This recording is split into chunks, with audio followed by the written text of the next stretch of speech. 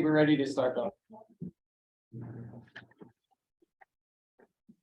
All right, welcome everybody to this planning board meeting, Wednesday, October 19th, 2022. First item on our agenda is a roll call. I think we have a full house. With us this evening online, we have Dave Thompson, and we've got Krista Schwinzer, and live with us, we've got Mike Costello, Bob Baer. We've got Ashley Case, we've got Mr. Beckett, we've got Lisa Buck, and myself, Bill Ruck. Next up is acceptance of the agenda. Can I get a motion, please? So moved. Thank you. Can I have a second? Second. Very good. Any further discussion, changes? For the approval of the October 19th agenda, Lisa Buck, Yes. John Beckett, Phil Ruff, Approved. Michael Costello, Approved. Krista Switzer,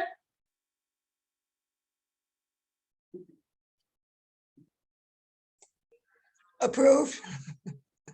Dave Thompson. Read his lips. Dave, you'll have to unmute if you can.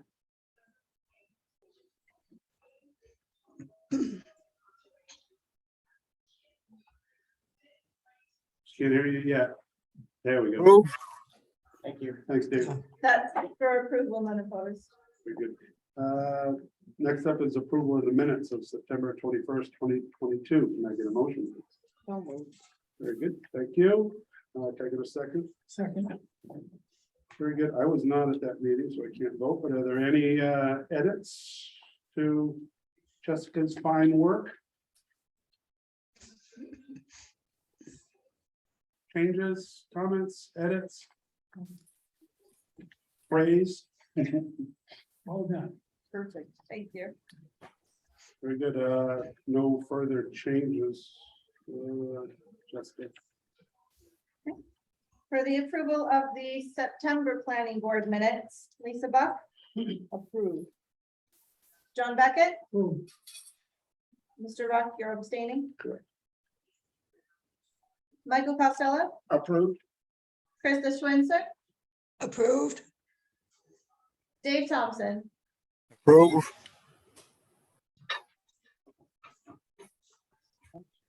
What's that? What about Ashley? Ashley? We didn't elevate any voting members. Oh, there we go. Sorry. You could elevate one to fill John's spot. All right. Yeah, there's Bob. Ashley, you're up. Okay.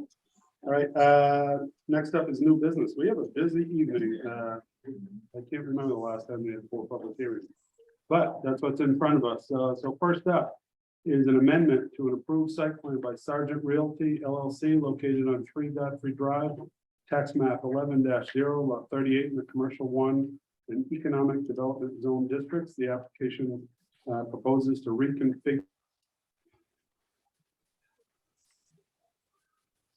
the applicant to come up here and give it a summary, please.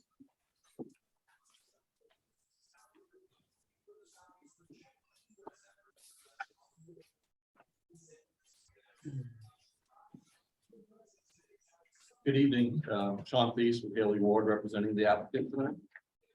So Sargent Realty has recently purchased this building on 3 Godfrey Drive.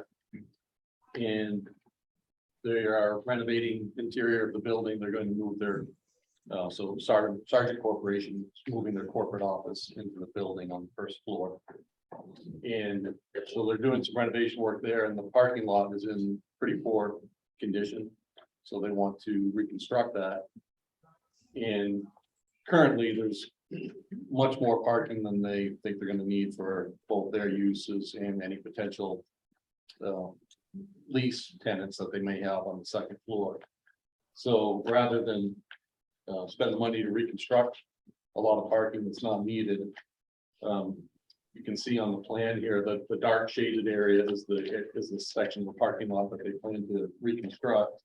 And then to the north of that is a hatched out area approximately just as big That they just want to remove all that pavement and then seed it over. It's approximately 41,800 square feet of pavement that they'd be removing.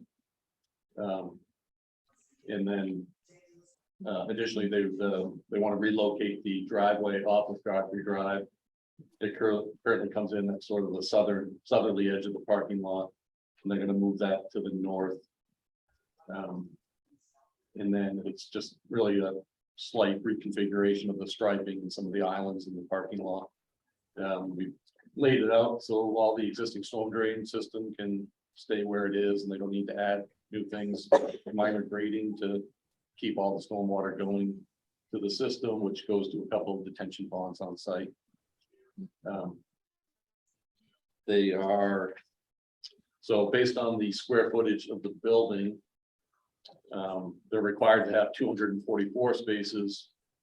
And provided, so they also own, there's a large parking lot at the bottom right of the plan here, which is also part of the property. So including that, there's going to be 396 spaces provided on site, so much more than is required.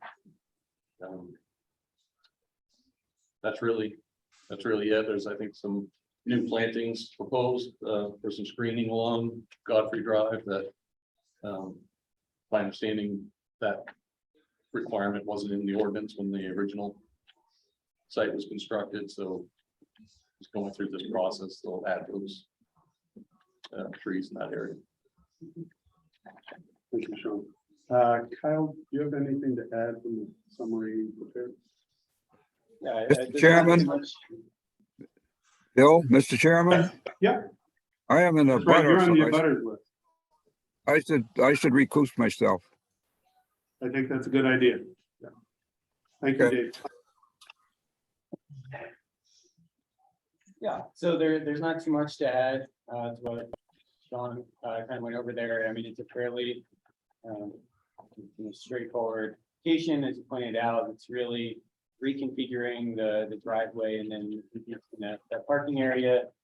The screening requirement is a requirement of our off-street parking section in the land use ordinance. It requires a shade tree and suitable low plantings for every 50 feet, basically, of parking area. So that's why you see that in the area, just in front of the parking area there. There's a sign included by the driveway on the site plan. There would be, I think, a plaque on a rock is indicated. That would be allowed within the ordinance, and have to be a building permit obtained there before getting that sign. The actual structure itself isn't changing. The use of the structure from how it was previously approved isn't changing. Office use, which is what's taking place there, it is allowed, with a permit in that district, which is why the planning board didn't see that kind of change over in ownership there. But this is, an amendment to the actual site, which is why it's coming forward. Spoke with the town engineer and public works director just about the reconfiguration and access to the parking lot. Neither of them had any concerns about access off of Godfrey. And, as Sean noted, since the impervious is really being reduced by almost an acre here, there aren't any anticipated stormwater concerns with the existing detention ponds out back and kind of maintaining that existing drainage pattern. So outside of that, from a dimensional standpoint, the parking spaces, the driveway, the travel aisle still all meet the ordinance requirements. And I think there's, as you can see on the plan, some of the existing lighting that was already in the parking lot is just being realigned to match that new parking space configuration. So outside of that, I think that's pretty much covers. Thank you. Before we open the public hearing, I'm going to limit questions from the board for the applicant. I do have a couple. One of the questions, I was just looking at the screening, Sean, and I noticed there's five trees with shrubs. Just wondering if you considered farther up on the north side of that, any screening? Kyle, I don't know if you have anything to add to that as well. On the north of the entrance coming in. Yeah, Um, I was looking where it was limited. I'm just curious. we didn't because, Yeah. I think it was the way it was just. Or the ordinance called for screening the parking lot, and where on the north side, we're essentially removing all that parking. Okay. I technically, I guess, as you come around the corner. In Yeah. Godfrey Drive, you are looking in that direction, but no, we were sort of looking at it from. Directly where it abuts Godfrey Drive, the parking, as far as where It's kind of what I was thinking of, is coming around that corner, whether we needed any screening, but Kyle, could you refresh us on that? And there are some mature trees along that edge that we're trying to keep. You can see them sort of along that northerly edge of the parking lot. Yeah, so, I mean, in regards to that, there are a couple of things in the ordinance, there's a standard specifically in the parking section. That really speaks to screening right in front of that parking area. That's a requirement. There's the more, I think, general buffering and screening standards, that speak more to minimizing visual impact, off of travel ways or incompatible uses, where the planning board has a little more discretion as to say, we could require something here, but it's not necessarily a requirement of the ordinance for every project. But this meets the ordinance. That's correct, but yeah, as it is, it does meet the ordinance, and considering this is on a street that's completely zoned as either commercial one or economic development zone, that frontage on Godfrey, there aren't really those incompatible uses that we might find if it was directly abutting in the front of residential property. Okay, thank you. And just curious, John, so you see the section of proposed sidewalk? And it looks like that's just gonna connect the existing sidewalk from Next Links to where you have proposed sidewalks in the adjacent to the parking lot. You're just gonna connect the dots there, is that correct? Yes, Yeah, from Godfrey to the parking or the yeah, so sidewalk. there's an existing walkway that comes in there now. Yeah. It might be resurfaced, but essentially we're just, connecting those two spots. Next question, pretty simple. Do we need any sidewalk crossing with it? 28-foot wide on the entrance, probably a little bit wider, and that sidewalk goes across it. Do we have any requirements just, for pedestrian safety, just to have a designated crosswalk kind of driveway, or not really? Not for necessary? crossing a Yeah. curb cut. Okay. All right, that's all I had. Other questions? We don't typically see people removing an acre of I know. pavement, which is, Yeah. still a good thing. They didn't want to mow it anymore, so. Yeah. The grass is True, yeah. growing up through it. So. Yeah. Well, it'll, nice to see some movement, just out of curiosity, they have a moving date? My office is up the street, so I'm I'm just not. curious. I'm not sure. I think it's like sometime next year, like next spring or summer. I don't know, positive. All right, no other questions from the board? Anybody online? Any questions? All right, I'm gonna open up the public hearing. Anybody from the audience can step up? We have I'll keep you out of your seat. Any questions? Anybody online? Bill? Nope, no hands raised. All right. Last call. Nobody online. I'm gonna close the public hearing. Further discussion from the board? Nothing? I think Kyle, you might have some proposed findings of fact for us.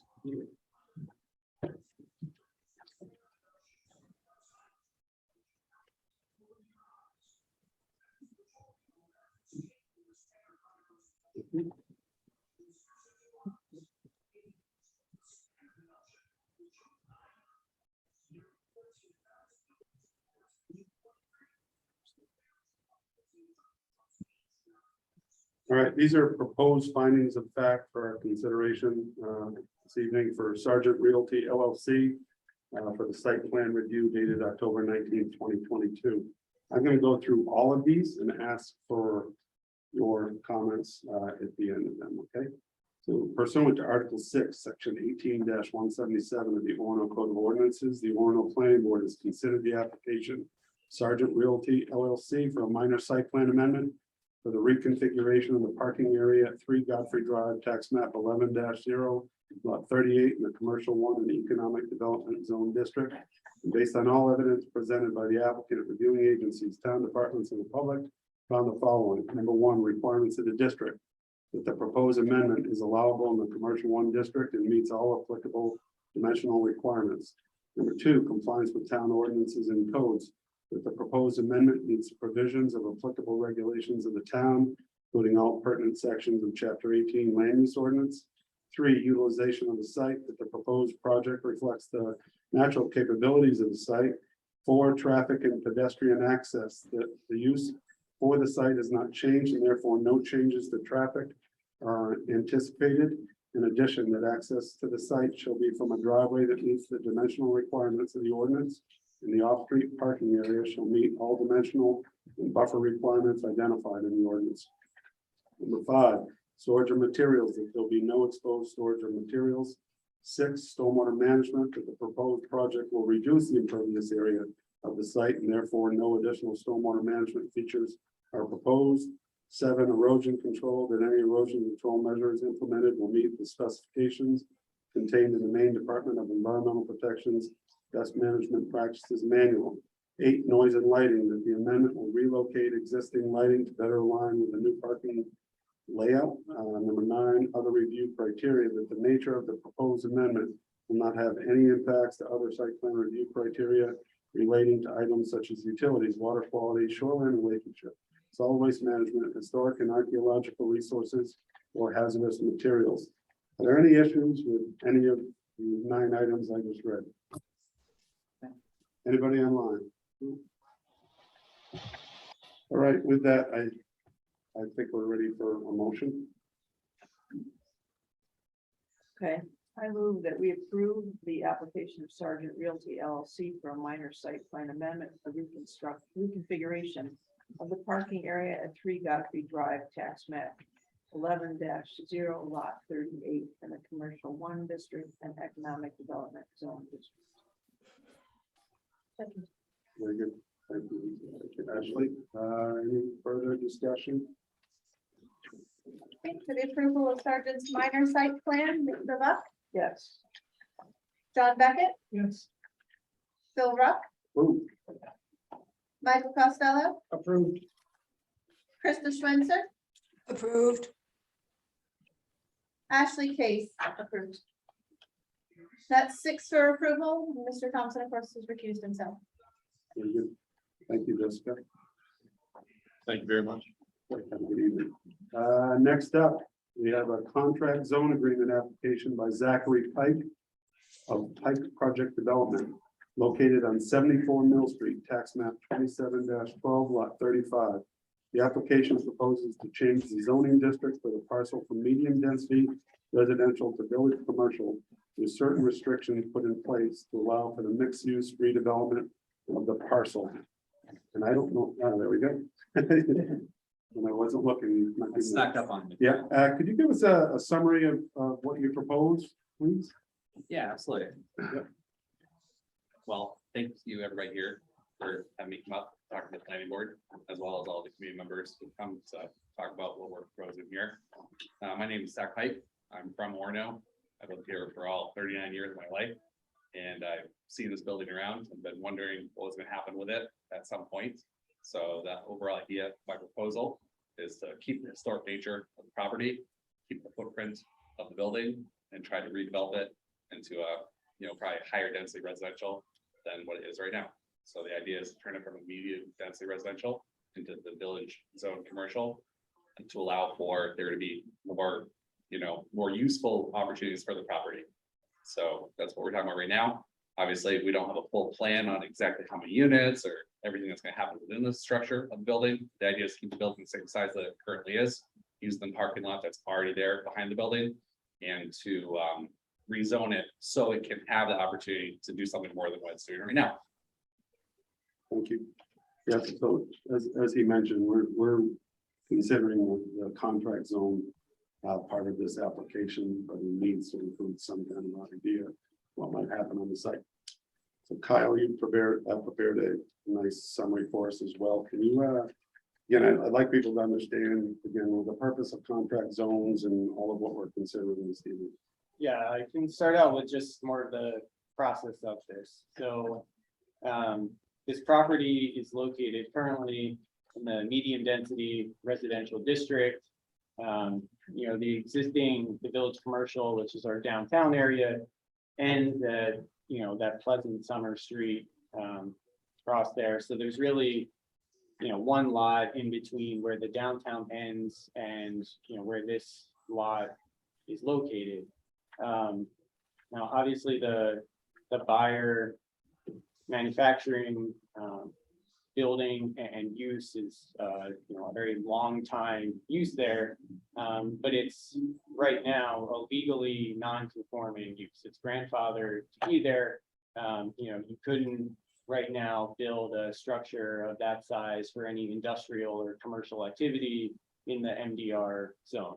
So we have this existing building, you know, on the site that really can't be used for many purposes that the existing MDR zoning district allows there. It's just a larger scale than what that district is typically used for.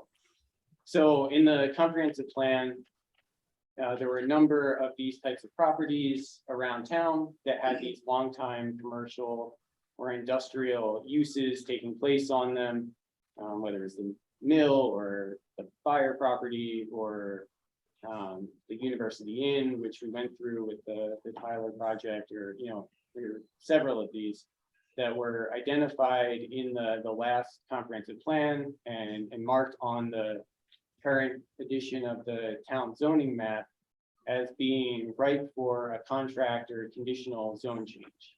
And that was recognizing their sort of existing use or scale of development on these properties wasn't really fitting in with the zoning district that they were currently identifying.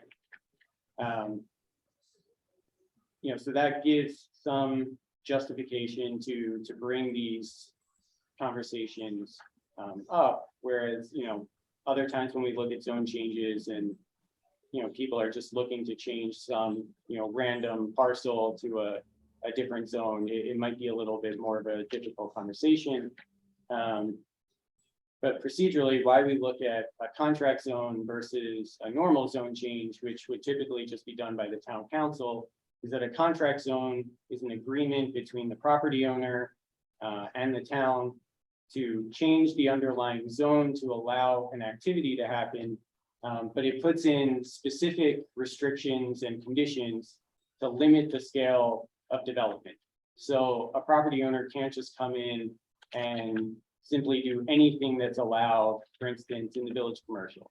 So if for instance, if the town just changed the zoning of this parcel from MDR to village commercial, any land use allowed in the village commercial could take place there. And any scope of development that was allowed on a lot in the village commercial could take place, which could mean, you know, expansions of the building, you know, all sorts of things. So the reason we would look at a contract zone is because, you know, we have an applicant who's interested in, you know, not a finalized idea of exactly what's going to happen, you know, with engineered site plans and all of that, but a rough idea of, you know, what he would use the existing building for. And what that allows is for us to create the foundation of a contract zone agreement that would, you know, be that fundamental piece of changing the zoning district of the lot, but for a somewhat specific purpose. So when you look at the contract zone, the draft document, you know, this is something that would eventually have to be approved by the town council. The planning board's role is really to look at the the contract zone and make a recommendation to the council, similar as to what you do with ordinance amendments. As far as consistency with the comprehensive plan and overall townwide goals. And if there are any land use concerns, that you can see. Now, with that being said, anything that happened on this property would still have to go through the site plan review process.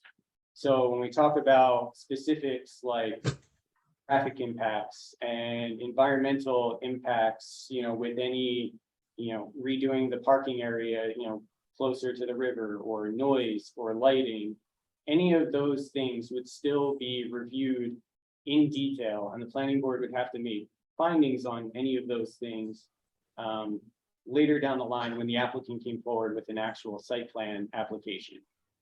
This is, merely looking at the zone change piece of it, to really determine if the zone change with what it's allowing is consistent with the comp plan. So to kind of, jump into really the scope of what the zone change would allow. The permitted uses, which, starts on page 1 into the top of page 2 of the document, is probably the key thing there. And what the applicant provided in their, their application packet and materials is really the basis for this. It would be utilizing the existing structure for a multifamily use, so apartments, and then up to 2 commercial units towards the front of the building in sort of the front area of the structure on the Mill Street side of the building. And those commercial uses that would be allowed there are specific and called out in the contract to things that could operate on a smaller scale, like offices, retail, service businesses, smaller restaurant, things like that. Not other commercial uses allowed in the village commercial, like movie theater or gas station or something of, larger scale that would take up the entire building. The contract puts specific dimensional requirements on the size of the commercial space at 6,000 square feet. That keeps it to a smaller percentage of the overall square footage of the building. So the primary use of the building would be residential. The applicant kind of proposed this idea of largely utilizing 1 and 2 bedroom apartments with maybe a few 3-bedroom apartments. The idea there was that this was geared more towards your young professional, young family, recent graduate, person looking to downsize, graduate student, versus that more dormitory style housing where you have 4 or 5 bedroom units, all rented to, a different person per bedroom. So I think when we, talked about this at the council committee level, just preliminarily, that was a focal point, and that I think that's what really ties this into some of the goals of the comp plan around providing more affordable housing opportunities around the downtown area.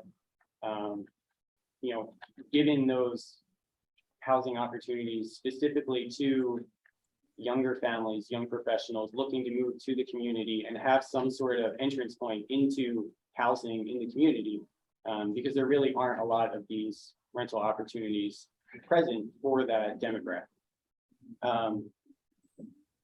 The contract, again, it limits the development to the existing structure. So we're not talking like with the Tyler project where we were talking about new construction, replacing the existing building. This would be utilizing the existing building there, which is, whether it's technically part of any national historic registry. I think it's a long time staple. It's been there as a kind of visible piece of the community for a long time. This would be something that allowed that project to be kind of revitalized and redeveloped to keep that same character and feel on the site, just repurposing what it's used for. The contract puts a limit on the number of dwelling units that could go into the building at 30.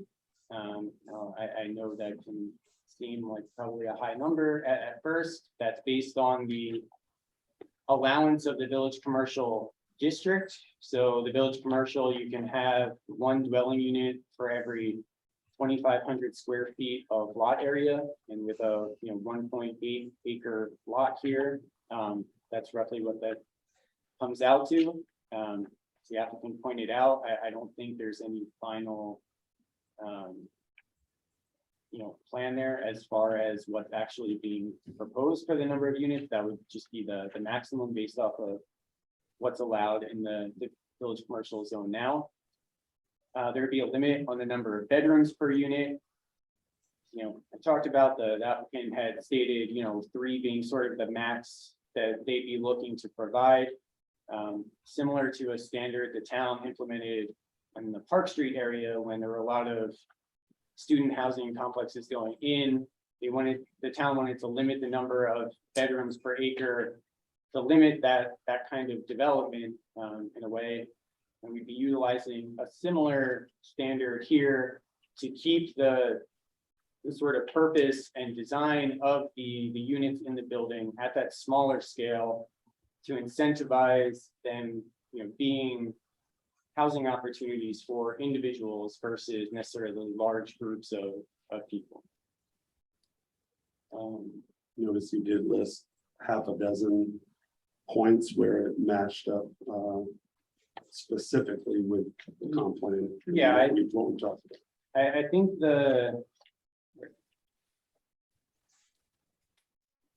probably the most direct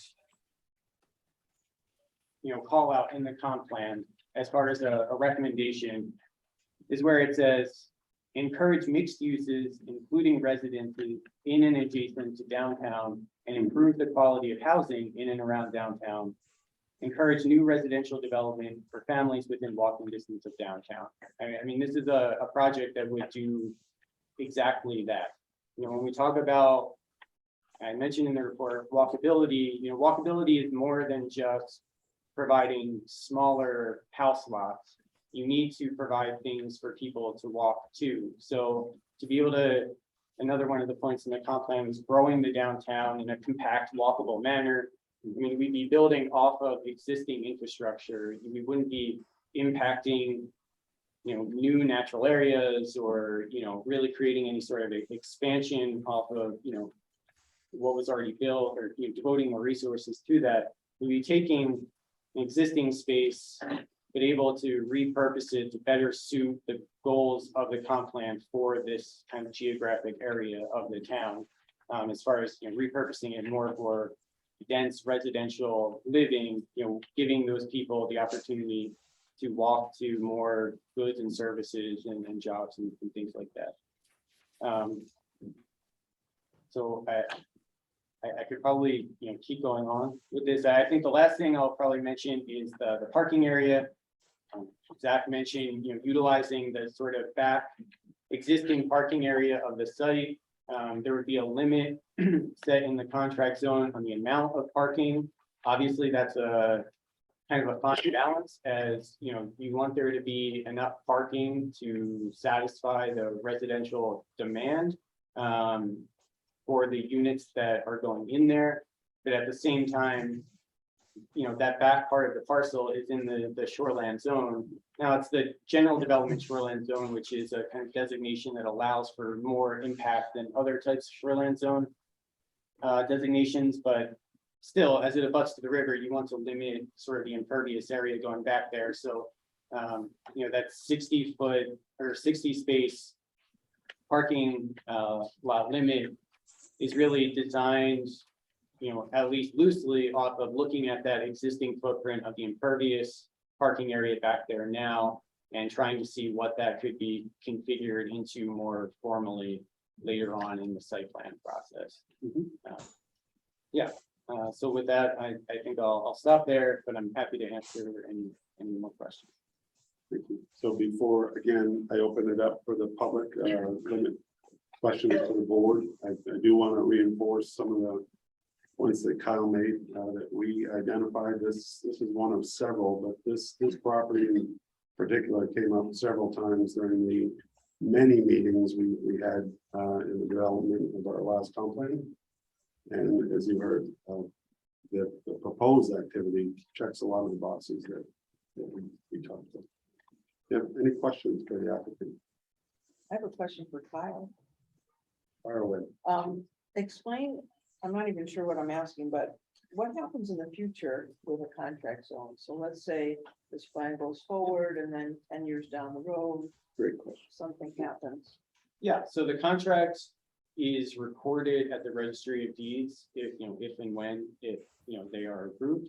So they run with the property, the conditions, the restrictions, what's allowed there runs with the property, not just with the property owner. So, for instance, right down the road from this, on Mill Street, there's a 3-story building, with sort of that similar, kind of use there, just at a smaller scale, where there was commercial, I think on the first and second floors, and residential on the top floor. The property got sold, I think, a few times. A new owner came in and wanted to change the second floor to residential. They have to go back through the contract zone agreement process to amend the contract, just like an ordinance amendment would have to. So there, if that, if all of this went through and eventually someday Zach sold the property and someone wanted to, put in a Starbucks, and, and the whole thing, knock it down and just throw up, whatever. That would have to go back to the town council, back through public hearing process, and that would all have to be reapproved and amended. And, whether that new activity met the comprehensive plan and goals, that would all have to be decided again at the time. Thank you, Lisa. Other questions? I just kind of wanted some clarification about the parking area. You're going to add to, because I'm kind of looking at the aerial and I'm looking at the proposed here, you're going to kind of add to that area, building on existing kind of impervious structures, is that correct? So the area that's highlighted in that particular part Yeah. is utilizing the exact area that's currently already hardscaped with crushed stone on the back of the building towards the riverside. So that depiction of what it is just using the exact amount of parking that's kind of there without changing the landscape almost at all. There's metal building there that would come down to make that parking work, Gotcha, okay. but that's part of the property. It's right there. So it'd be using the exact amount of spots. I think it's 52 spots. On the upper part, there's another 6 spots, which kind of comes up to 58 spots, which is under the 60 spots that's kind of clarified in here. Again, these are just like some preliminary ideas of how to make, the comprehensive plan work with the contract zone change. So, we're trying to adhere to all the stuff that Kyle's been talking about and making sure that this fits well within parameters of what we're trying to do with comprehensive zone change. Well, the only additions I saw, you might have a walking path, perhaps a patio, away from the abutting lot there. I mean, Anything we can inside. do to encourage like walking down river space or Yeah, yeah. having a walking path along the river in that fashion would be fantastic. If we're able to, bundle this type of project in with, a better community walking experience along the river or things like that, we'd love to do that. We want to minimize the number of parking spaces there, to be honest, to encourage the walkability of from this space up to Orono. Now, given some parking restraints and stuff, we need a certain number of parking, but we can minimize that with the opportunity to expand more parking spots, later if we had to, still be underneath the 60 number that we were talking about. We'd still like to have even fewer parking spots and more green spaces if we can. Other questions? All right, I'm gonna open up the public hearing. There's a pretty good crowd here this evening, so I'm gonna ask you a couple things. So in order to let everybody speak, I'm gonna ask you to come up, if you can tell us who you are and what your opinion is of this. But I would appreciate it if we wouldn't have a lot of repeat things. So if you hear a message, somebody has said, I would appreciate it if you would again, write in the new material, something like that. We'll have kind of step through all this and let everyone speak. Okay, All right. So you can sit over there, and then tell us who you are and where you're from and all that. All right, can you vacate that? But Yes. probably don't go too far. No We problem. might- I'll Might leave need some response. Some of these things here, to help with, if anybody has anything to look at. Got it. All right, we'll try it.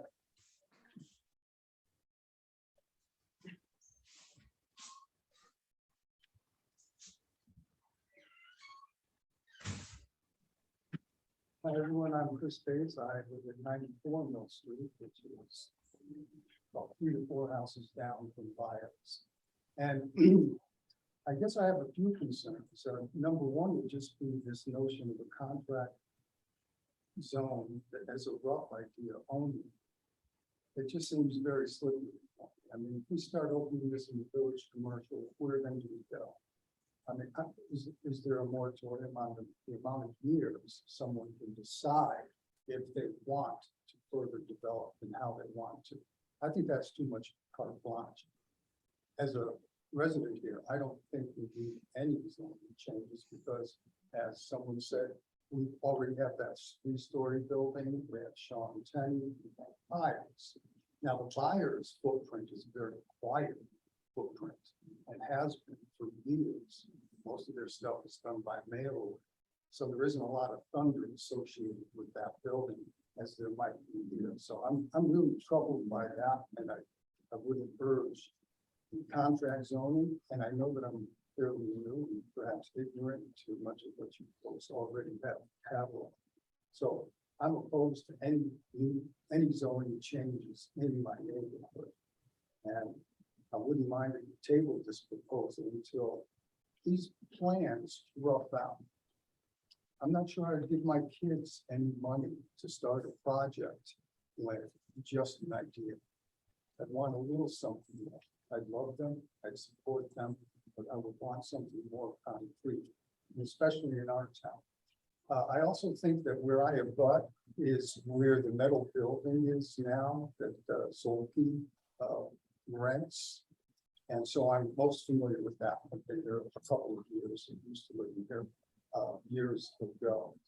And I guess down there, one of my first thoughts has to do with infrastructure.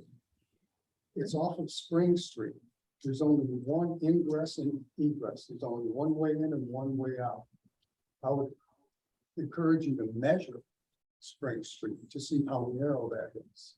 I have a neighbor, I would hate to see him lose land for a road that's going to have a lot of traffic.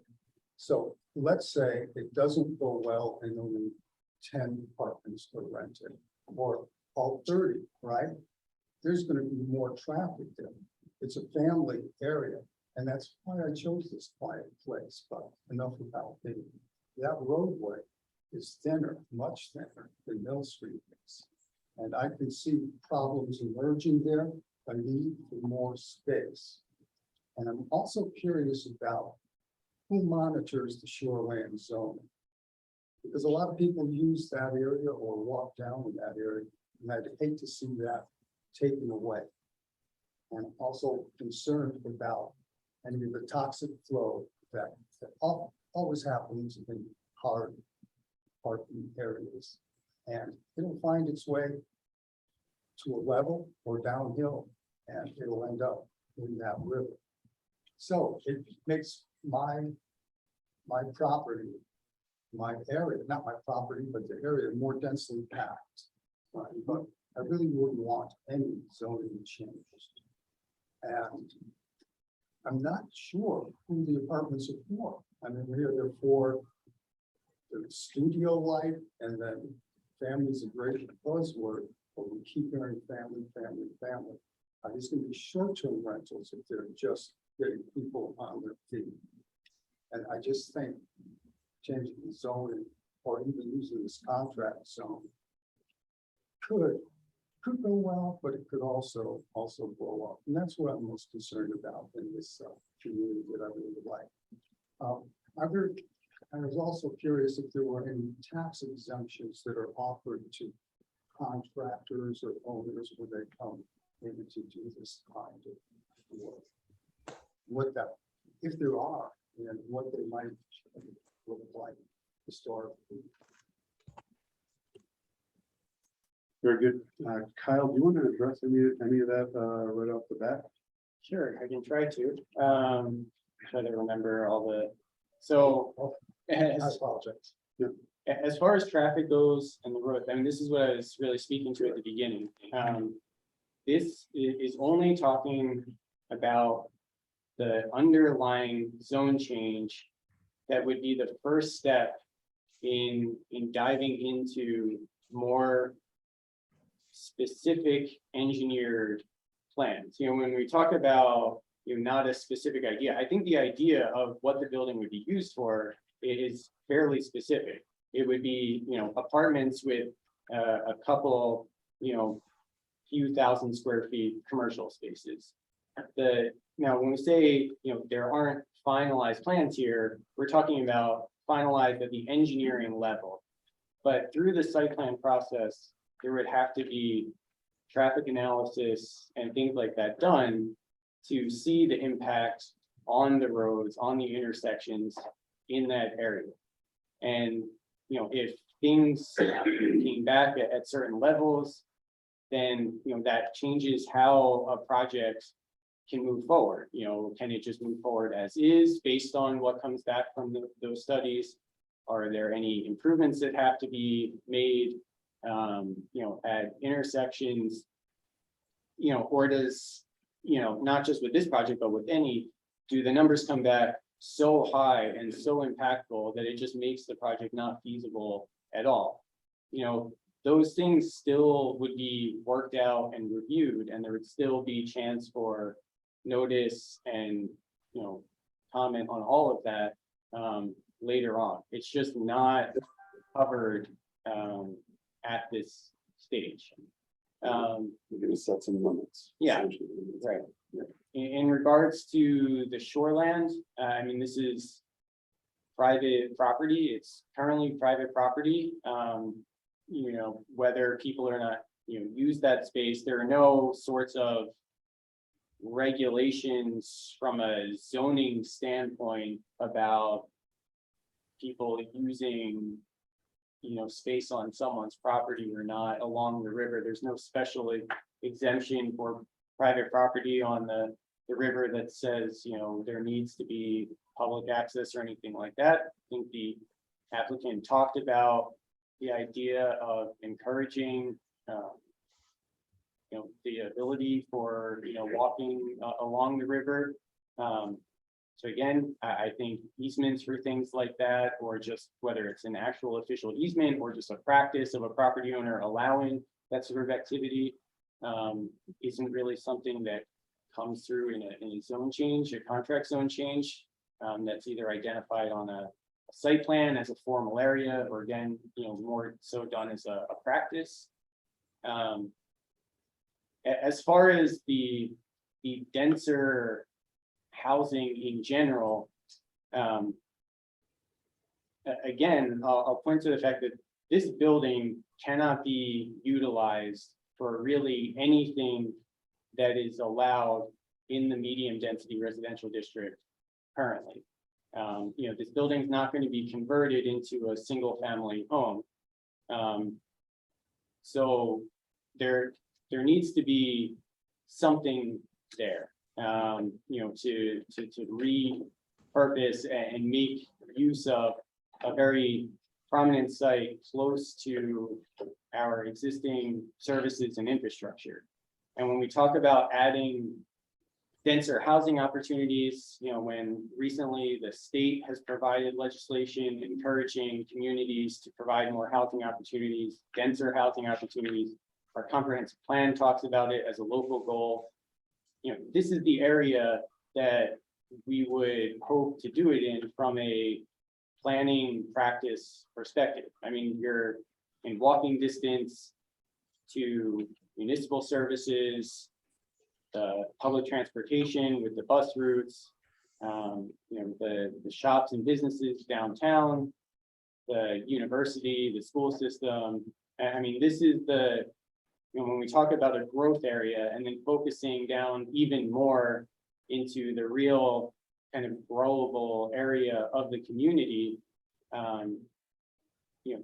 this is where, from a planning practice, which is, why a lot of those comp plan goals talk about this. This is really where you would want to focus a denser growth, and having an existing building of this footprint really gives you the opportunity to do some infill development and utilize an existing space in that capacity.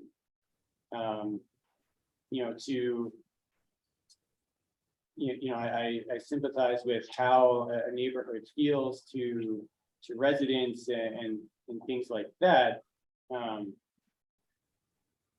this is, very, very adjacent to our existing downtown area. This isn't, this isn't in our transitional or rural areas. This is, kind of the heart of the town's growth area.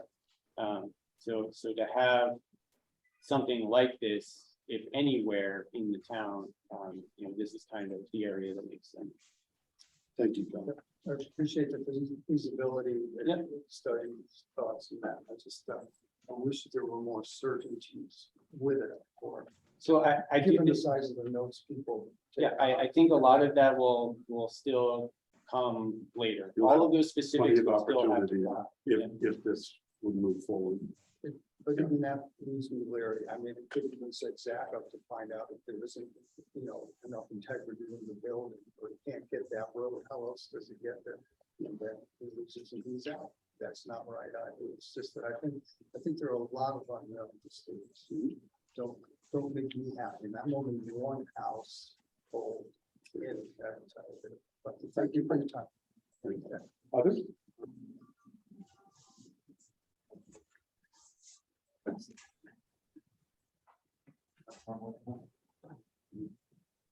Hi, my name's John Flynn. I'm at 107 Mill Street.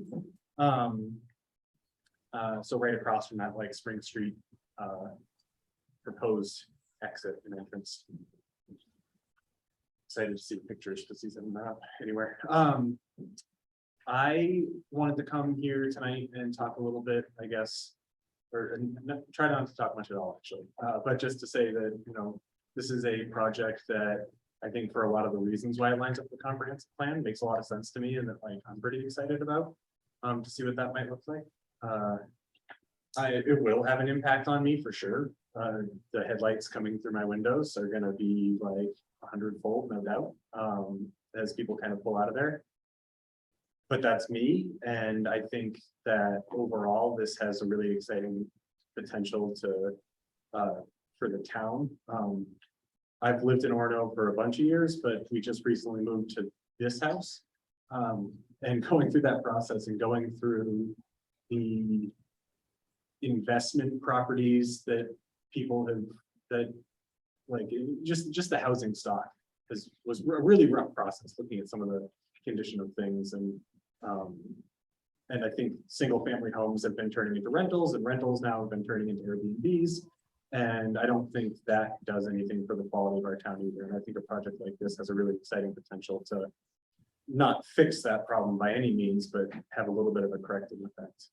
I'm also a business owner in town, and trying to find commercial and office space that again is not falling apart around me has also been a challenge. So that's kind of a exciting potential as well, to just have more opportunity and more competition and more spaces for these things to happen. The other thing, just kind of speaking directly, and I know that's what this is about tonight, speaking directly to the zoning change piece. I think that makes a lot of sense, just in that this clearly is not a medium density residential building, and kind of bringing it in line. But also that this kind of, I was looking at some studies around infill development, and some of the data on the carbon benefits of this kind of infill development is kind of really exciting. But this is one of the most impactful kind of city or town level policy change, this kind of infill development that a town can have on carbon reduction. So that was all I had to say. Thank you very much. But yeah, I'm excited for the project. So thanks for the opportunity. Thank you. Hi,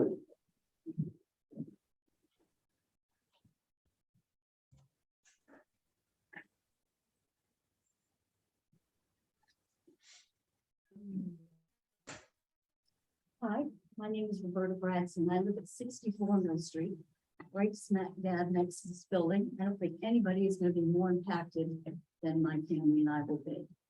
First of all, I want to point out the naivety of the people to think that this is going to be attracting moms and dads walking their little kids to Ace Adams School, that we're going to have doctors and lawyers moving here from the Bangor area.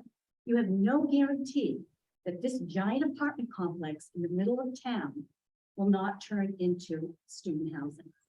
There's no guarantee for that at all. And we know what happens to rental, anything rental in Orono. Those students will get in there and it will be, I mean, maybe not, but I want that guarantee before the whole thing's put into place. That's all. I just want that guarantee. I don't see how you can do that. 30 apartments is a lot. That's a, I mean, if you want residential, that's fine. Then let's build condos. Put 10 or 12 beautiful homes overlooking the river. It will get you a lot of money and a lot of tax dollars as well. And people will have some kind of vested interest in it. But to have something that's going to turn over year after year after year and become so transient, we're going to have the exact same thing we have up there on Park Street. And I'll be living right next door to it. I also thought of that when I was looking at the logic about, you know, up to 3 and, you know, I was reading the review and thinking about how that would attract people.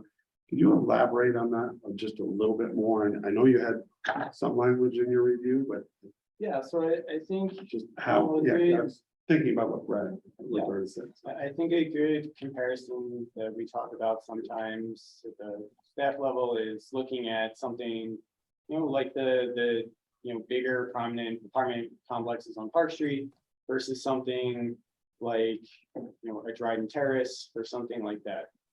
There is no guarantee that an apartment couldn't be rented to 1, 2, or 3 students in this case. When we talked at the council level, sometime in the last year, probably about zoning out a group of people basically from being able to live in certain parts of town, and how that had a lot of inequality type aspects to that notion. So I don't think there is, or there necessarily should be, any sort of guarantee that a certain population of people shouldn't be able to rent a specific unit. That being said, we know from some experience looking at these examples in town, is that something like Dryden Terrace, which offers a more, I'd say, diverse kind of type of unit where there's the studios, 1 bedrooms, 2 bedrooms, some 3 bedrooms, you see a wider variety of people living in something like that versus some of the more prominent, student complexes, which also don't necessarily have to be rented to students, but they are predominantly because of the way they're set up with the, multiple bedrooms where each bedroom costs a set amount versus, somewhere like Dryden where you will find, some university students, graduate students, professors, young families with young children, middle-aged people who are look to downsize as their children moved out. The young professionals moving to work at the university, work for the town, as we bring in a new employer in Tyler, I think that brings in the potential of a whole new demographic, potentially living in the community, looking for that type of housing potentially, that maybe they want to move closer to work, but they aren't quite ready to buy a home yet. So I think the way you design a space,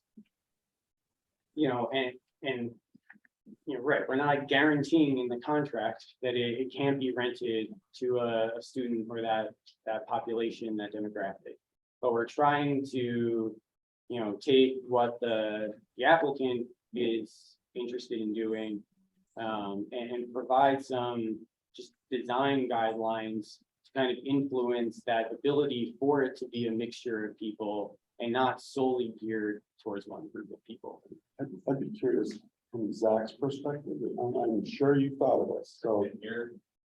Yeah, well, we need to pick you up in the owl, so. If you could just address that, I'm sure you thought of this, so, I'll stand over here. yeah, just make sure we can hear you in no problem. the owl. I'm sorry, your question. Well, just that concern, I'm sure you thought of, or it's concern about students occupying the majority of that, and I thought of that as well. Yeah. Kyle's point about how this meets a lot of the things we talked about in the comp plan, Sure. you know, attracting young professionals and diverse housing, all of that. But Yeah. how do you keep it from being all students? I'm just curious. Yeah, I mean, I don't think there's a silver bullet to attract just one particular clientele. So for us to say there'll be no students there, I think that'd be naive of me to say that. I think that'd be naive of you guys to believe me if I said that. But that's not really, that's not our focus. We have several projects currently going on in Bangor where we are redeveloping old historic properties and we are turning them into apartment units where we have some commercial space and the majority residential. The units are nice units. They're primarily 2-bedroom or 1-bedroom units. So those, the idea that what Kyle is proposing and what we're trying to accomplish, we're trying to take that model that we're already working on in Bangor and bring it into this building here in Orono. We have relationships with different organizations where we will be trying to make those relationships with Tyler Technologies, with the University of Maine, bring in adjunct professors and people like that. So we could, have community in the building. To say there'll be no students there is probably, I don't know if that's true. We all have had experience with students. Some are good, some are bad, some are young and rambunctious. I was one at one time. But, I don't think that's not, our target audience, what we're trying to do. We're not gonna be discriminatory towards people, but we're gonna, obviously try to create a community where we, can enjoy the river space, we can enjoy the green spaces we want to create. We're not just looking to like pave the whole entire area and just try to maximize. Where we talk about up to 30 units. Up to 30 units is what Village Commercial would support based on the square footage of the property. We have some very preliminary layouts of the space. Up to 30 units, in my opinion, is too many. I think if we get to that 22, 24 range is probably where we really want to be based on the square footages of the units inside, the 1 and 2 bedrooms that we want to place. That's what we're trying to do. We also want to create, as John, Mr. Quinn was talking about, he was talking about how difficult it is to find someplace in Orono before you can actually purchase a home. We want to create a place where people may come for 2, 3, 4 years while they either actually can identify a lot where they want to build a house, or if they want to be able to actually, you have to almost be a part of this community before you can even find a place that you can even purchase. You're not going to find something in the local market. It's sold before you get here. I know this intimately. I just bought a burned down house on 21 Myrtle Street in downtown Orono. So I'm not only invested in this particular property that I want to redevelop. I'm invested in the place where I'm going to build a house for my kids, who I have a daughter that's in kindergarten right now, and a 3-year-old that's going to be going to Orono. So I want to move directly to the downtown area, and this is a project really close to me, what I want to do. So obviously, you guys are my community members, not just some outside developer trying to create something in town. I want to go back to Kyle. You mentioned Dryden Terrace. Dryden Terrace is a perfect example of what we would want for a multi-unit next door. But that was management that creates that. I don't know how they do it. They do it, and they have a very good management team. It keeps the things there under wraps all the time. And if we could have something in place that's going to guarantee that kind of management, then I could go for it. And I don't want any lights shining. Thank you very much. Thank you. Other?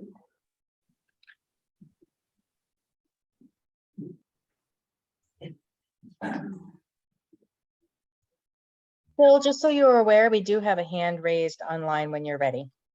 Good, we'll take that after this gentleman. You can take it now if you want.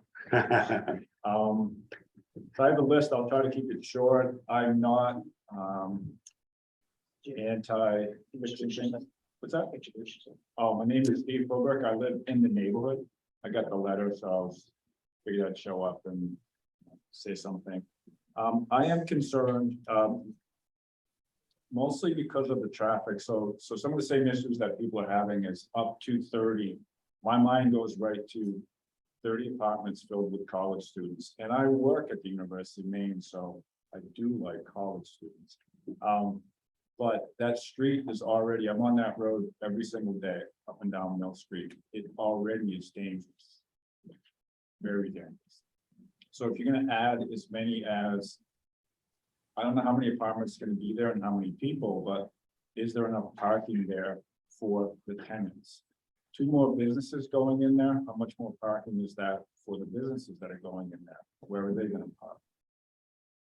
8 o'clock in the morning, all the students racing to campus to try to get to class on time. 9 o'clock in the morning, the same thing. So it's gonna increase the traffic flow. And they have to go up and, not up and down, some people do go up Mill Street. They're going to have to go down Mill Street to go home. They're not gonna drive down past the bike shop and come around. So it's gonna increase the traffic quite a bit. I'm kind of concerned about the effects on the neighbors. I can't imagine owning a house for a long time and suddenly there's a 60-car parking lot. There's the issue of handicap parking, where that goes. The driveway for that building is extremely narrow. So we're gonna have to come around the other way. But again, I would like to see something done with that building. I thought Roberta's idea of fewer apartments and different types of businesses in there. Office space, there's a lack of office space in downtown Orono. Let me see, the historical nature, I don't know what that means, keeping the historical nature of the building. If you're gonna gut the building and you completely change the inside of it, is it just exterior? Is that something, you know, and does that matter at all? And the other thing, I thought this was an interesting, so the quote that you said that caught my ear was improve the quality of housing. But what about the people that already live there?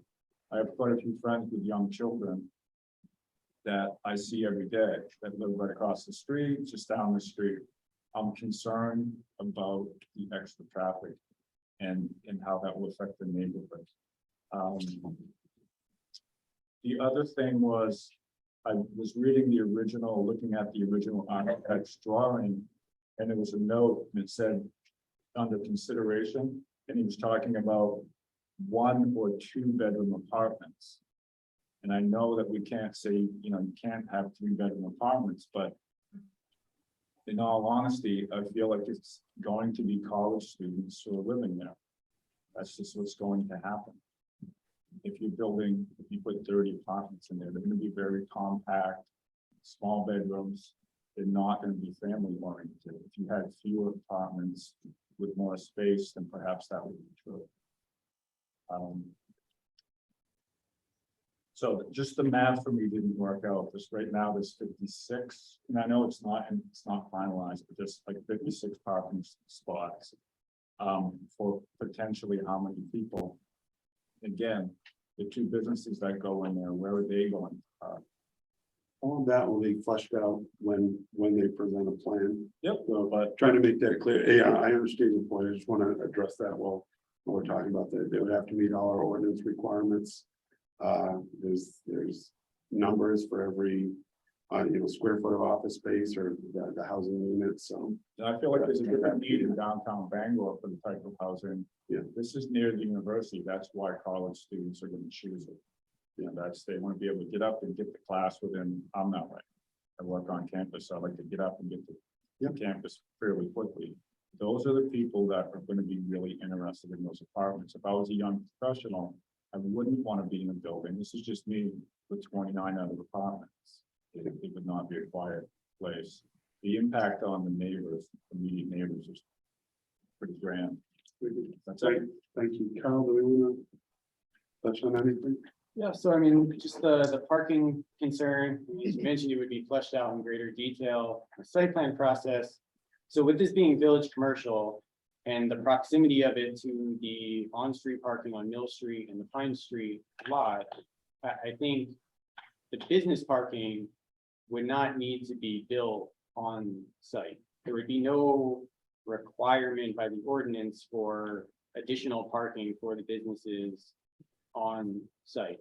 And, you know, with the couple minute walk from, you know, that on, you know, half a block away from the existing Mill Street parking and the Pine Street lot, you know, I imagine that would be more foot traffic than vehicle traffic for the business aspect of it. The residential parking, you know, there are, right, as you said, there are numbers per dwelling unit and size of dwelling unit, as, you know, we talked about with the planning board recently. We looked at that ordinance. Again, I think the idea here is to build and focus on what we have in the community. It's close to the downtown, it's close to the university, it's close to our existing shuttle system and the regional bus system. There's no better way or potential way to take advantage of that service than having something like this here. The shuttle already goes downtown, it goes directly to campus. The route of the shuttle wouldn't even have to be modified for people to take advantage of that. So I think the goal here and what the comp plan talks about is to build off of these things that we already have, build off of the walkable nature of the downtown area, you know, to the university and Park Street, build off of the bus system that we have and pay for to make these services, you know, more efficient and even better than what they are now. You know, and something like this has the potential to do that. But, you know, as we talked about, you know, the specific traffic and parking would be looked at through the site plan process. That's not a, you know, just because the zone change is approved or not approved, you know, it doesn't, that doesn't speak to anything with the site plan approval. It's a completely separate approval, completely separate set of circumstances that would still have to be looked at. So for instance, Mr. Quinn had mentioned, you know, headlights. So this came up as an application before us with the Tyler development. So with people coming in and out, they mentioned that there would be a drastic increase in employees going out. So we required screening for that. So that those kinds of discussions will take place if we move forward with this, and there'll be another opportunity to raise those types of concerns so that they can be addressed, because this planning board is concerned about the neighbors as well. So, thank you for that. Bell? I'm going to allow Jennifer Hamilton to speak.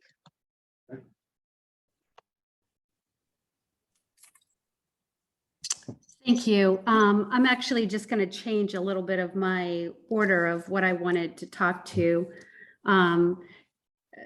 So I'm at 100 Mill Street, which is on the corner of Spring Street. So I think I would challenge Roberta to whether who would be impacted more, she or myself. But we can have that as a separate conversation at another time. So Kyle, I just wanted to, and I have talked to Kyle and I appreciated all the information that he had given to me prior to the meeting. So I'm not going to take a lot of time on this, but just know that I own another condo unit in Orono that is 20 units, and we have 56 parking spaces. So 2 parking spaces per unit might accommodate the parking for who's there, but it doesn't accommodate visitors. So I really think that just the number of, I support this. I think it's too large. And I think the parking is massive. And if you want young families, you really have to think about outdoor spaces.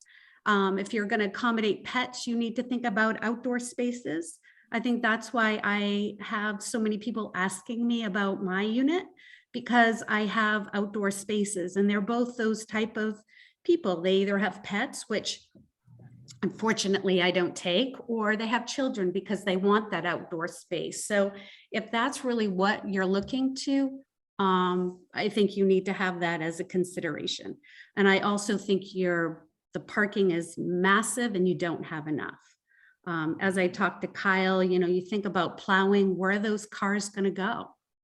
And they're going to go on Spring Street. They're going to go, and I have no buffer. I am right on that road.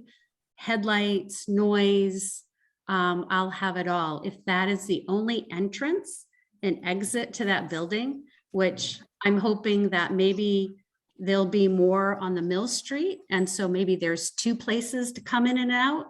I think that alleviates some of the issue. Again, I'm all for having this to be a project that's successful, but I think there's a lot of work that still needs to be done on what it looks like. So Thank you very much.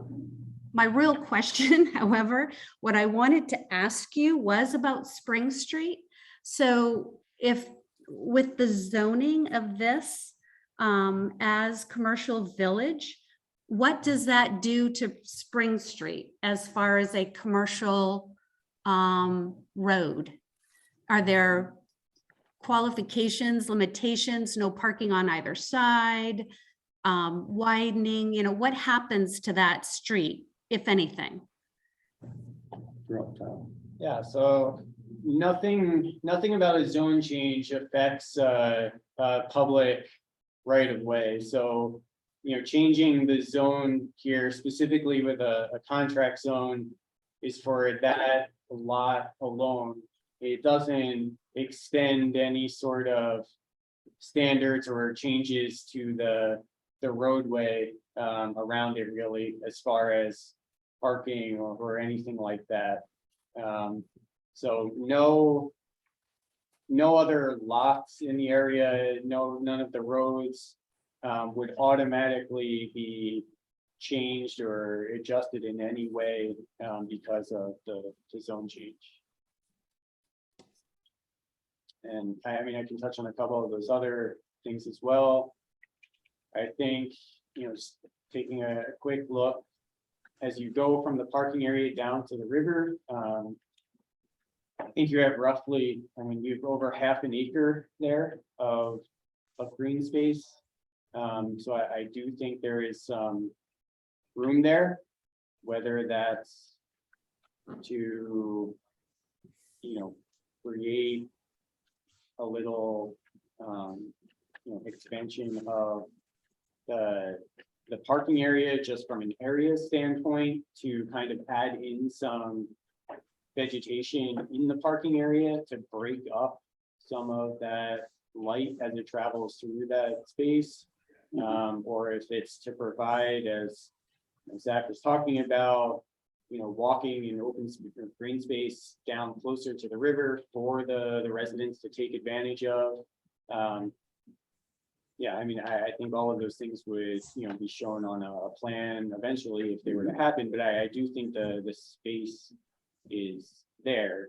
But nothing about the parking rules or regulations for those roads would necessarily be changed or altered because of the change. That answer your question? It does, and I do have one more. So again, I have no buffer from Spring Street to this. I know that part of the contract, there is a buffer for the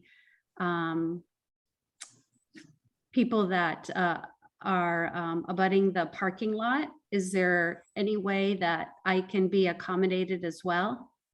Yeah, so I forgot that was one of the points that you brought up. So I would say that what exists there now on Spring Street, the entrance to that site is it's a curb cut that's much wider than what the ordinance allows existing. So through the site plan process, our curb cut ordinance requires that to be brought into compliance with what's normally allowed. So, just doing a quick measurement, I think it's just mostly open on that side of the property. I mean, that would have to be brought into a, more in line with like a 20 to 30 foot curb cut versus, the 70 or 80 foot distance that it is now. And just like we talked with the previous project about providing that screening from the parking area, that would, be something that the planning board could look at here as well through the site plan process. So you would have there potentially a much more narrow, still safe to access, in and out for any vehicles, but a more narrow space there with a lot more vegetated cover along that property line than what exists currently. Thank you.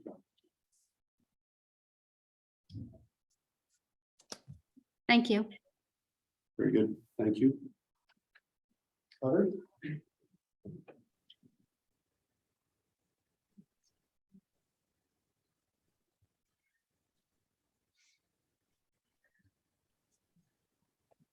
Hi, Fiona Sorensen Hamilton. I live at 11 Beach Street.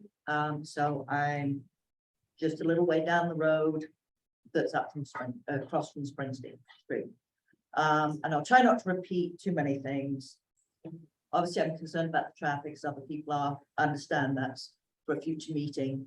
Environmental concerns, the plowing of that parking lot is a concern to me. It's right next to the river, hasn't previously been extensively plowed, so I understand that's a future meeting, the environmental concern.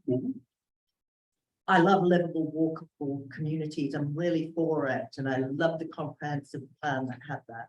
So I should be all for this, but 30 units, that doesn't seem what I think that the comprehensive plan was about.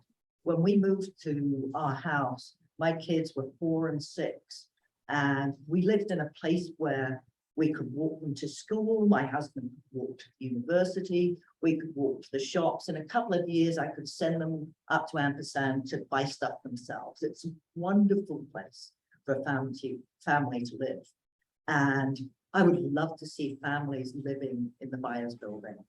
So, but I, like, as other people have said, 30 units in there, that doesn't sound like a family space to me.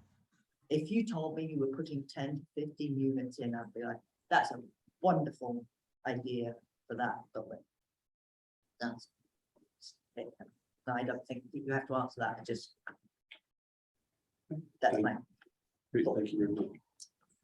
Kyle, I was just thinking about this, and I know one of the things we talked about in the comp plan is, that balance of providing student housing and then encouraging other types of housing as well, but that, I don't think that necessarily applies to this, because remember we talked about having limits of only so many student housing, and then you would have so many feet between the different housing. That doesn't really apply here, does it?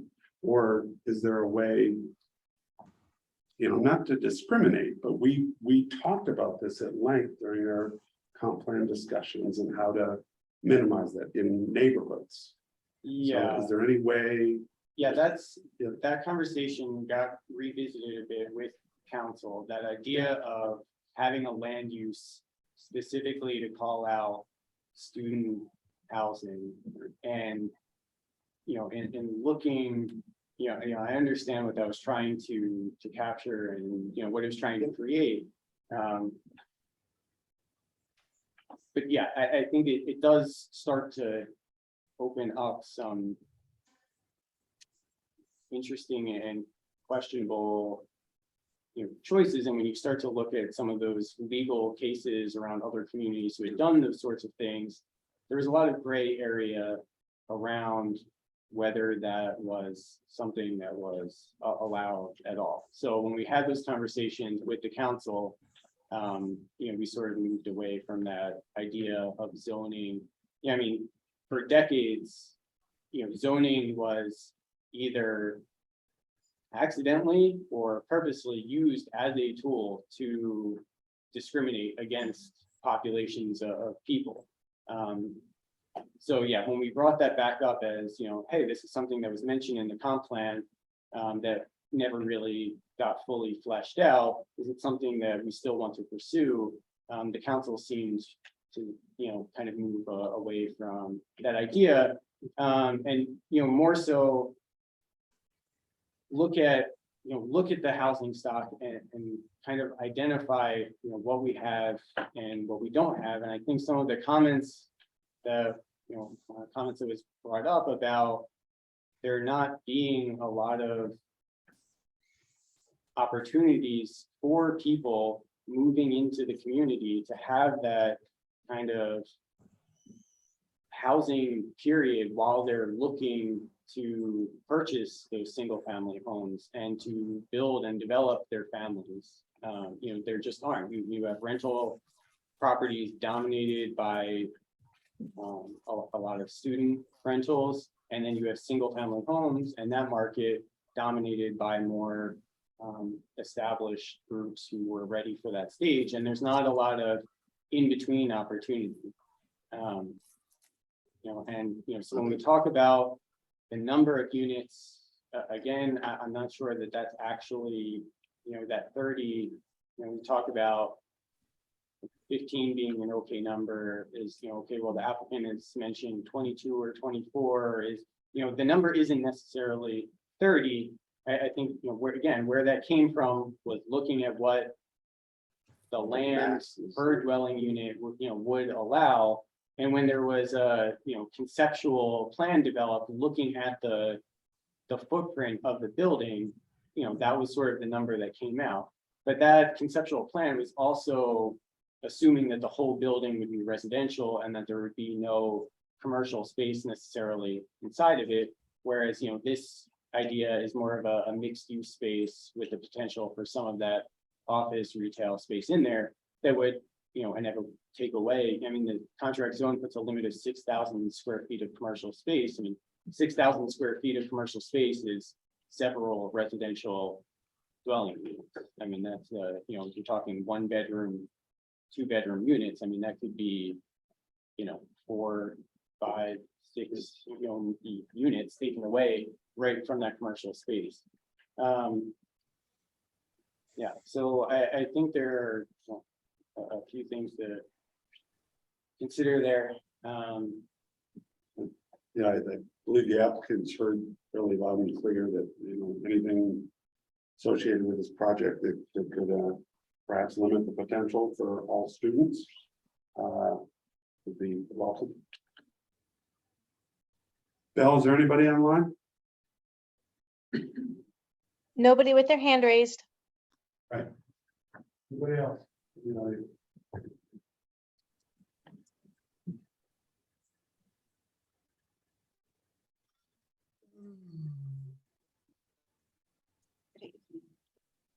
My name is Julie Riley. I'm from Western. And I have a couple of questions. First off, with this size project, this size complex, right now, is the infrastructure that we have on that street, which has been dug up and replaced 2 consecutive summers in a row, adequate for this large, sewer, water, and Part of that's a great question. Part of that will be assessed during any site plan application. So we would need our water pollution control facility to sign off, our water district to sign off. All of those utility questions, whether the infrastructure is there, all part of that site plan review process. I'm saying this because having lived through both of those construction projects, there is extensive damage oftentimes from flooding and the mud when you take a road that's on a hill and rip it up once again. And it's quality of life for the residents that are there now, the full-time residents. That's the important part that everyone here is thinking of. College students are transient, and you can say that there's 1 and 2 bedroom apartments. But we all know oftentimes there's a lot more students in that 1 or 2 bedroom apartment than is specified. So we're talking about traffic that is a consideration, especially for people who have small children who live here all the time, who walk it, and I don't think anyone wants to see another reserve smack dab in the center of our communities. Especially considering the amount of law enforcement involvement that the reserve is focused on at times. We don't want that on the street where we live with our families. So those are all concerns. But ripping up the whole place again and the amount of money it will cost to upgrade all of those systems. And also the rainwater. Right now, you have a gravel pad. And the rain and the flooding is basically soaked into the ground. But considering the storms as they are now progressing, we're going to have a huge rainwater problem. And it will come off of those parking lots right next to the river. And they have to, so.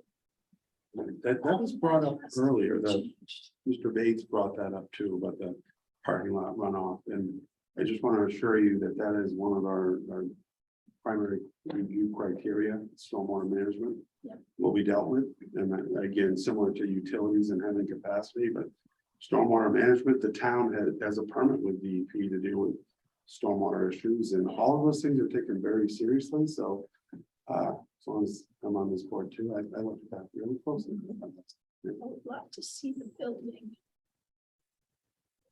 become an effective home for people who really need it and who will build the community. But having it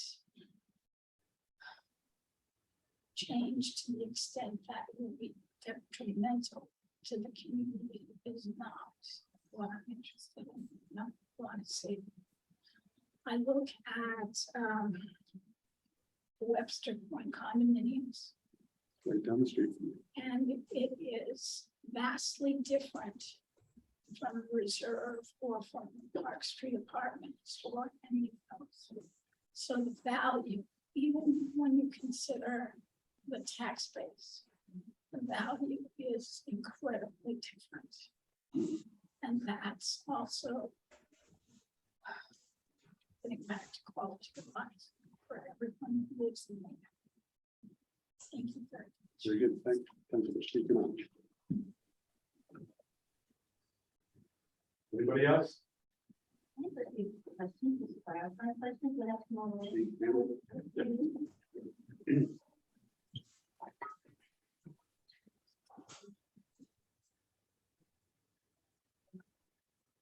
Marcy Butcher, I live in the neighborhood, so I don't understand, you grant a zoning change and then you decide what kind of project can be built there, is that? Yeah, so the job we have tonight is to provide a recommendation to the town council. So they've talked about this in committee. We came up with this document, the zoning agreement.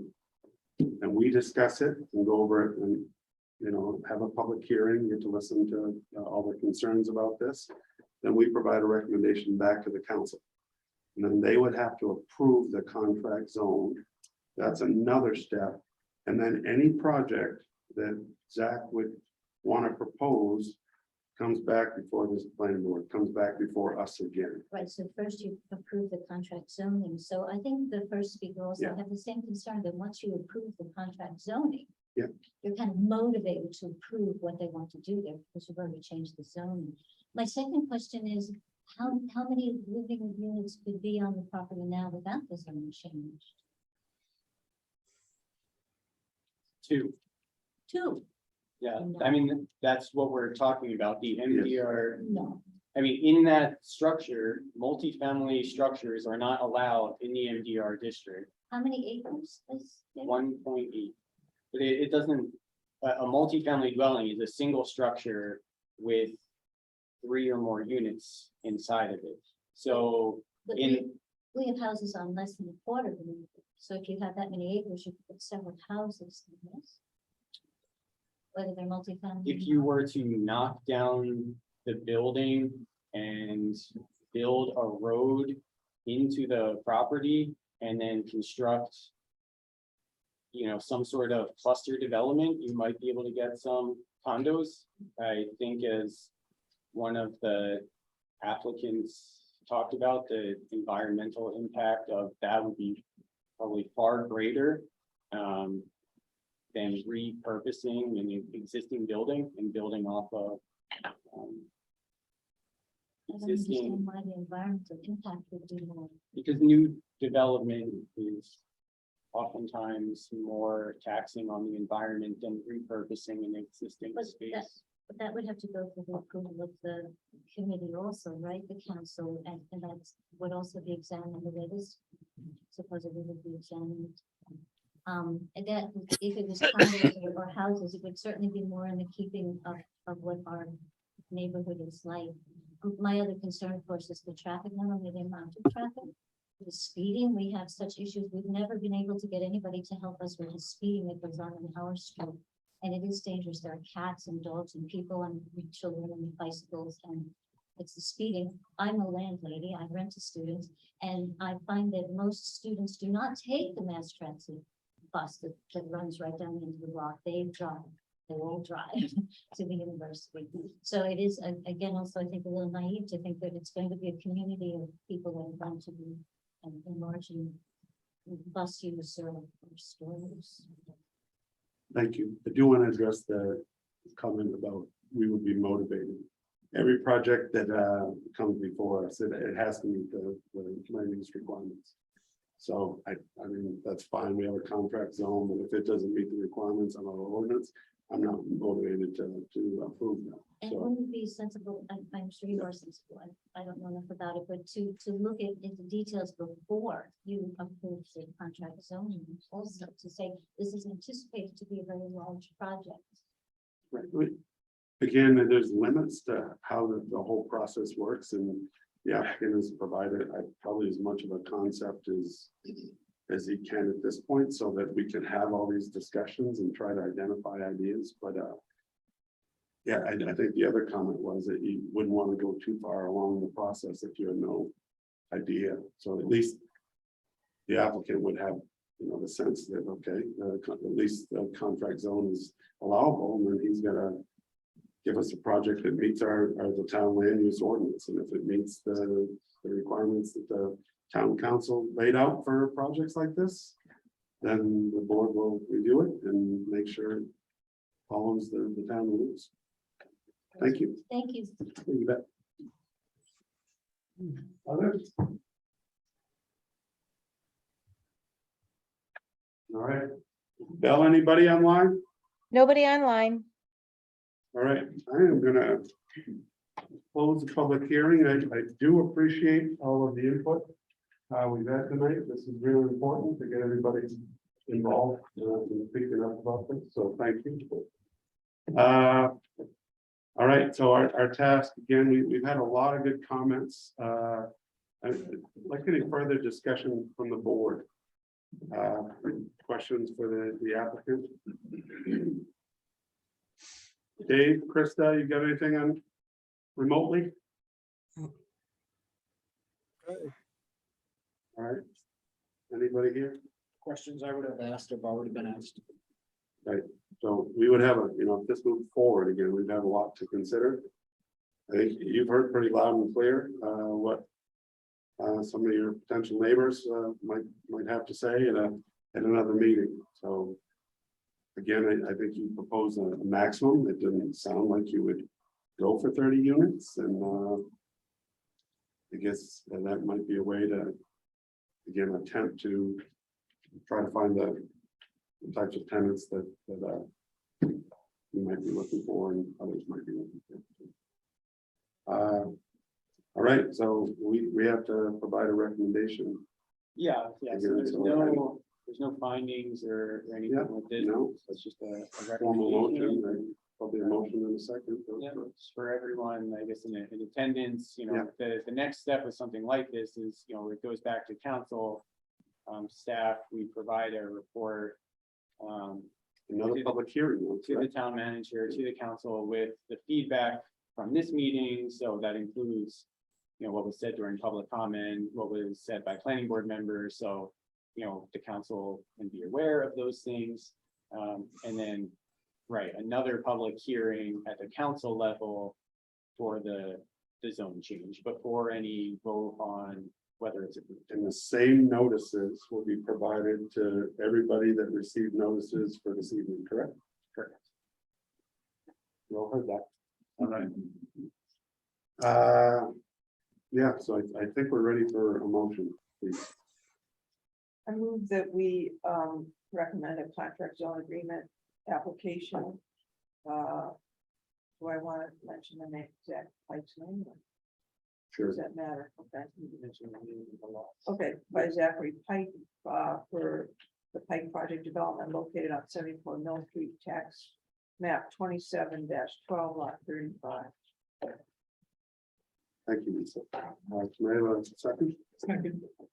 Very good. Further discussion? Again, we're gonna recommending that we proceed. All right, Jessica, please.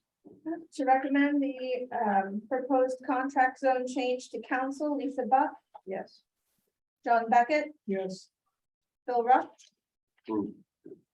Michael Costello, Yes. Krista Switzer, Yes. Dave Thompson, Yes, Ashley Case. Approved. That's 7 for recommendation, none opposed.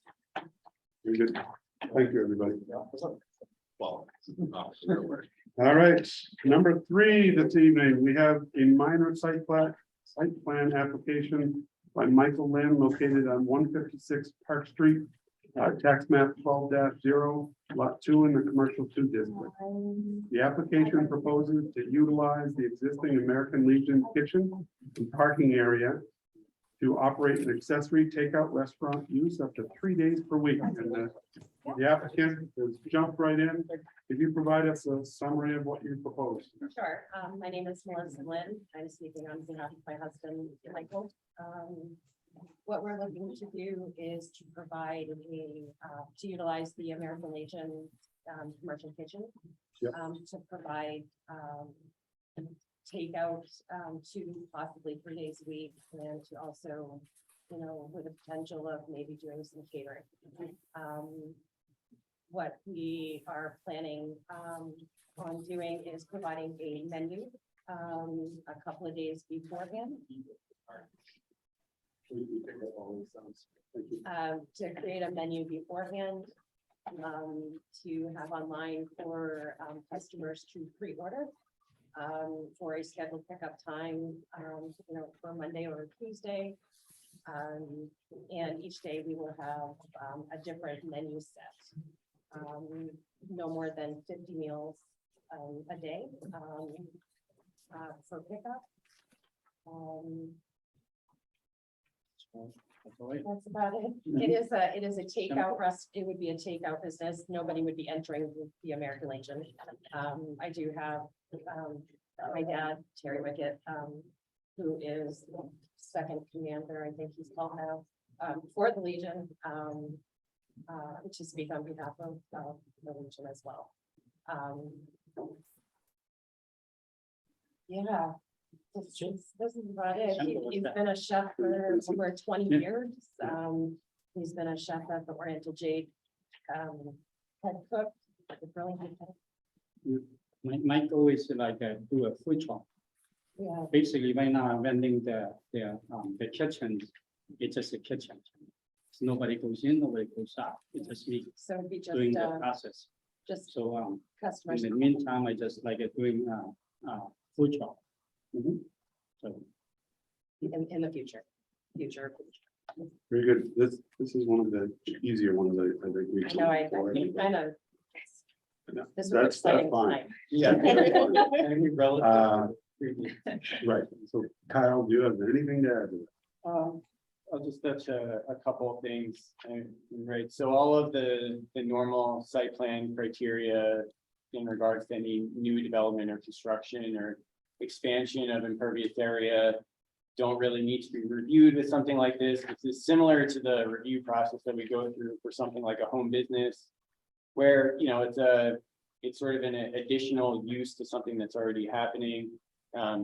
In this case, you know, there's an institutional use here in the Legion, and, you know, you'd have an accessory commercial use, sort of in line with what we talked about when the antenna went into the church steeple. It's, you know, it's utilizing a space that is sometimes or all the time not used by the principal use on the site, and it's sort of, you know, adding some extra benefit in that for the applicant as well as the primary user of the property. You know, in the report, I just identified a couple of conditions that I don't think are anything major. One being that the sandwich board sign that was proposed in the application, our ordinance does allow those, but they need to meet a certain size. They can't be any bigger than 18 square feet. So just because that wasn't established specifically in the application, that would just be the limit on the size. Are you That. talking about like the The outside? triangle signs. Yep. And then the second was, you know, the applicant indicated, you know, operating no more than 3 days per week. I believe they had some conversations with the code and fire department about, you know, if there was to be more frequent operation than 3 days per week, that there might have to be some changes to the kitchen, I believe. So to kind of establish that 3-day limit in the planning board, where if it was going to expand beyond that, there would have to be, you know, an amendment to the approval, come back to the planning board to give code and fire an opportunity to review that. But that was really it. I mean, restaurants are an allowed use in the commercial 2 district, which is what this is on Park Street.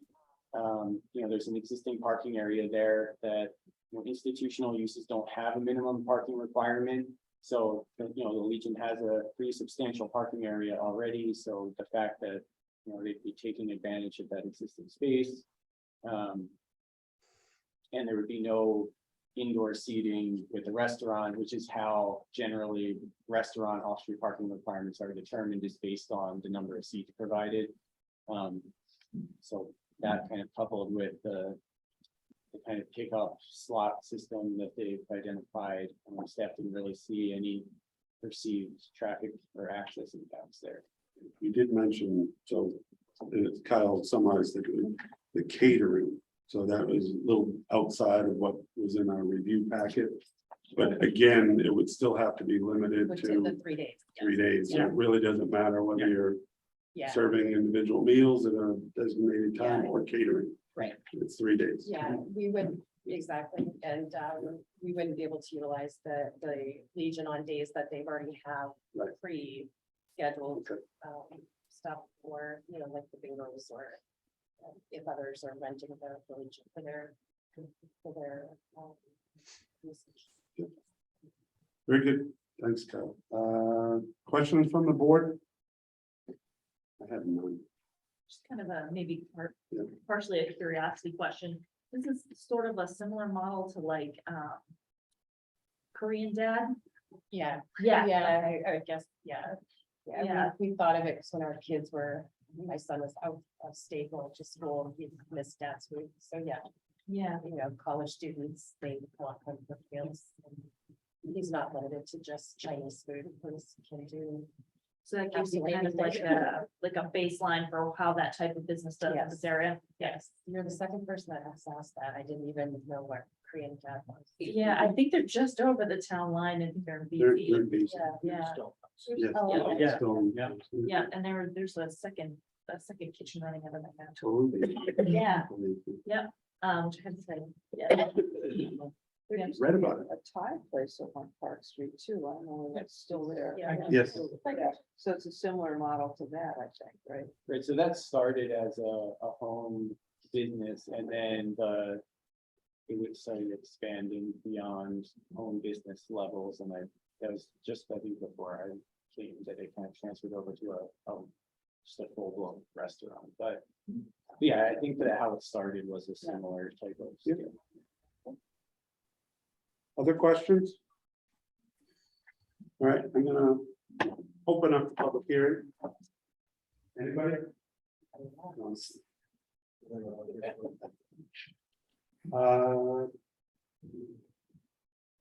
your father, yes. Do you want to say anything on? Okay. One item, the fire department gave us. All right, Bell, anybody online? Nobody online. All right, last call. Close the public hearing. Any further discussion from the board? When will you start? When will you open? I hope We would have- November.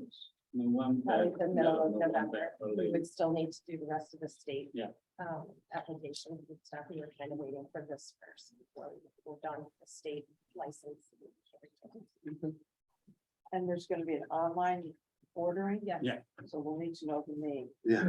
Lynn's Kitchen, What? Lynn's Kitchen.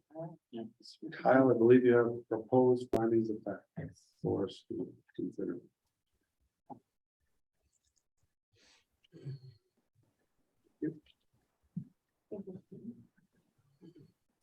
Again, I'm gonna read all of these items into the record. And then we can talk about them. These are proposed findings of fact for our consideration for Michael Lynn's Kitchen. For the site plan review dated October 19th, 2022. With Article 6, Section 18-177 of the Orono Code of Ordinances. Orono Planning Board has considered the application of Michael Lynn for an accessory takeout restaurant located tax map 12-0, lot 2 in the commercial 2 district. And based on all evidence presented by the applicant, reviewing agencies, town departments, and the public found the following. Number one, requirements of the district that the proposed use is allowable in the commercial 2 district, and that as the proposed change of use does not involve any new exterior construction or changes to the site, that there will be no charges and changes, to any dimensional aspects of the site, including setbacks, lot coverage, lot size, or lot frontage.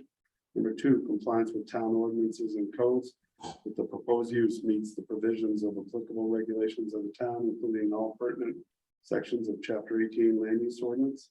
3, utilization of the site, that the proposed change of use will not involve any structural additions or expansion of impervious surfaces.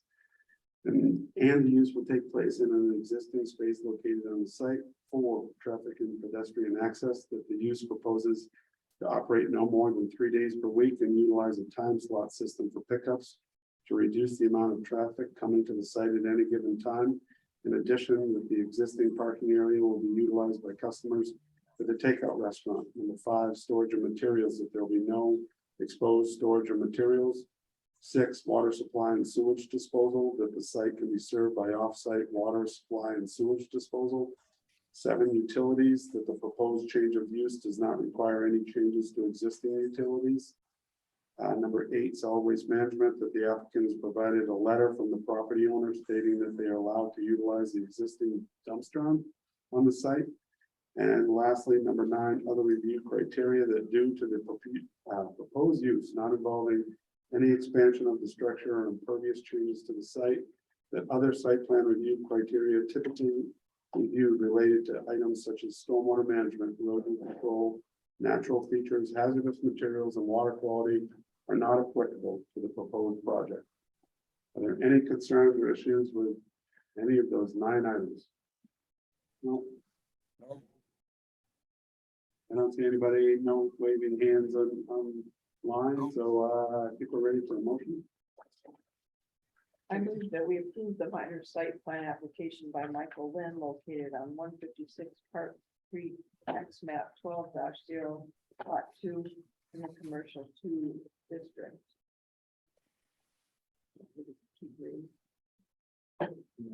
Oh, recommendations, with the following recommendations. The sandwich board sign located towards the front of the building shall be no larger than 18 square feet per side, so as to meet the ordinance requirement And that the takeout restaurant will operate for more than 3 days per week to maintain its incidental and subordinate nature as an accessory use. And that should the applicant wish to expand the operation, they shall first come back to the planning board for an amendment to this site plan. Thank you, Winston. You have a second? Wow. Second. Quick, Mike. John, I think John got it. You know, I think you beat you. All right, further discussion? Seeing none? Right, for the approval of the minor site plan at 156 Park Street, Lisa Buck, Yes. John Beckett, Approved. Phil Ruff, Approved. Michael Costello, Approved. Krista Switzer, Approved. Dave Thompson, Approve. Ashley Case. Approved. That's 7 for approval, not opposed. Very good. Thank you. Congratulations. Will we get a All right. Yeah, Last up. we'll get something now. I'll have a letter out to you tomorrow. Thank you so much. Have a good one. They made it to the end. Our fourth public hearing this evening is an amendment to an approved site plan by Regional School Unit 26, located on 6 Goodrich Drive, tax map 27-0, lot 12 in the medium density residential district. The application proposes the demolition of a previously approved storage shed. Meredith, could you step up and tell us what you're here for this evening? We were here previously in August, I believe, we talked about 3 storage units, one of which was most talked about that evening. And it was the storage unit that we're coming back tonight about. In our work with following the meeting to determine cost of refurbishment of the shed, as we spoke about that night. And in working with the town on potential screening solutions.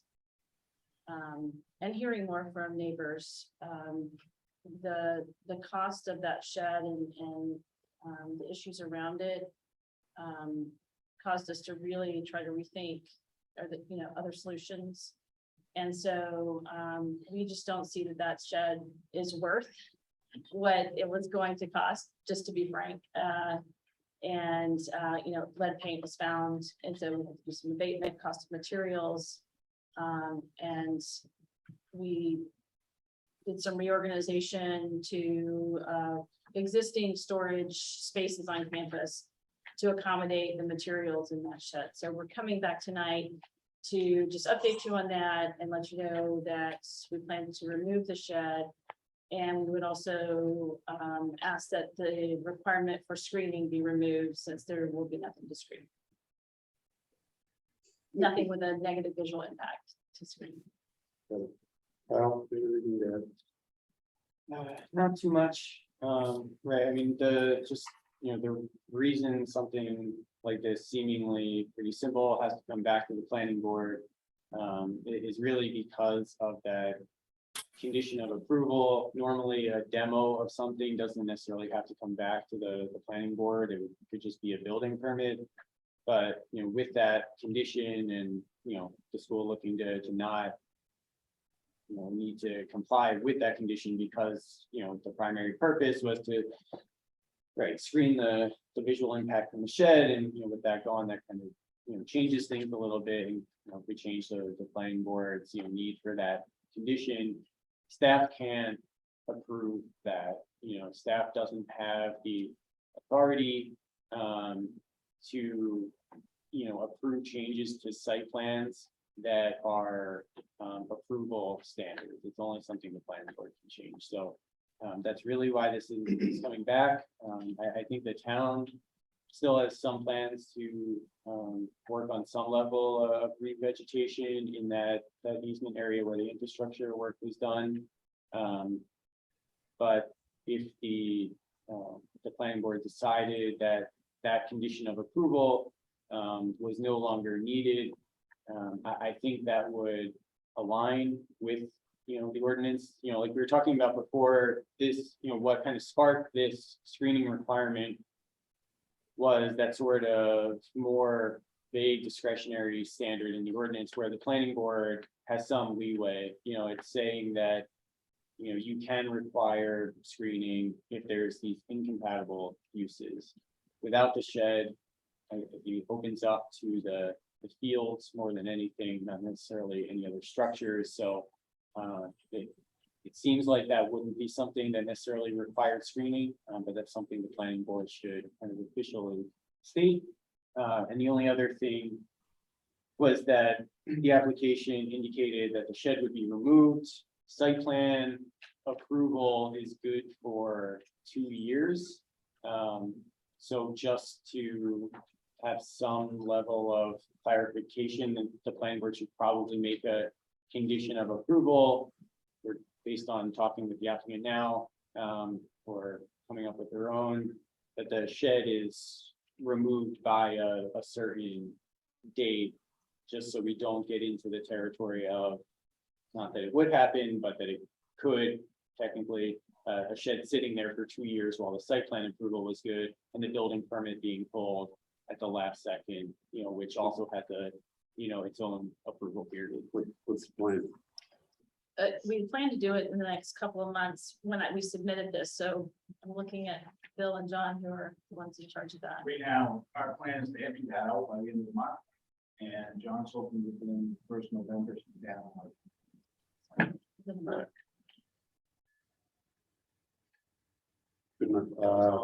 Thank you. Questions from the board?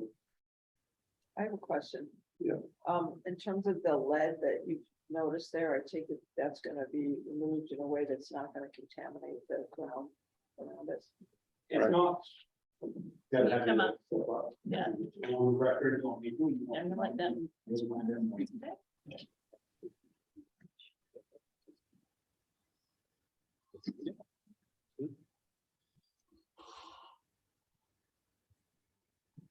John Parker. There's lead-based paint on the building, but there's no flaking or peeling or chipping paint really to speak of. We're gonna take an excavator, pick it up, put it back in the dump truck and haul it to the dump. Going to the landfill, yeah, CBD it's going- landfill, so. It's going to the Orono town landfill. Robbie actually gave us permission, he's not to look at it. So it's going out there on the first Wednesday after they get it cleaned out.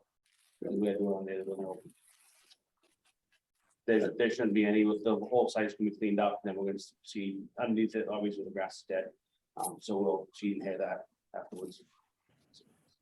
I was not at that August meeting, but can you mentioned in your letter to the board or to the town, talking about the sewer project, so just so I'm clear, I mean, the original, the track renovation and all that, the whole complex renovation, we really didn't have this issue when that came up, but then the sewer project, I wasn't really aware of the sewer project.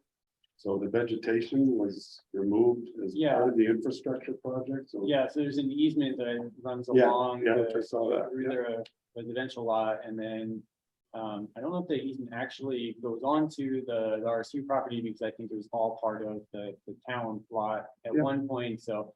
But the sewer still does, so, yeah, when they were doing some work there, I believe. There's, some need to clear the area to access the infrastructure. I think a little more was probably cleared than what was really needed. So that's what sort of opened it up, and part of the conversation last time was the butters talking about that combined with their own removal of vegetation on their lot, sort of exacerbated the situation. But yeah, that. In my opinion, that sounds like a town issue. And if the shed's gone and the screening requirement for the shed, I don't see that going in. Our Sergeants is gonna address that. I walked the property line on Forest Ave and other areas where they overextended their reach for clearing. We planted a bunch of shrubs for sergeants. We've got behind where the shed is. And they say, hold on, because we're not sure exactly what's going on here yet, so we're not gonna touch this until we know whether it's our responsibility or the school's responsibility.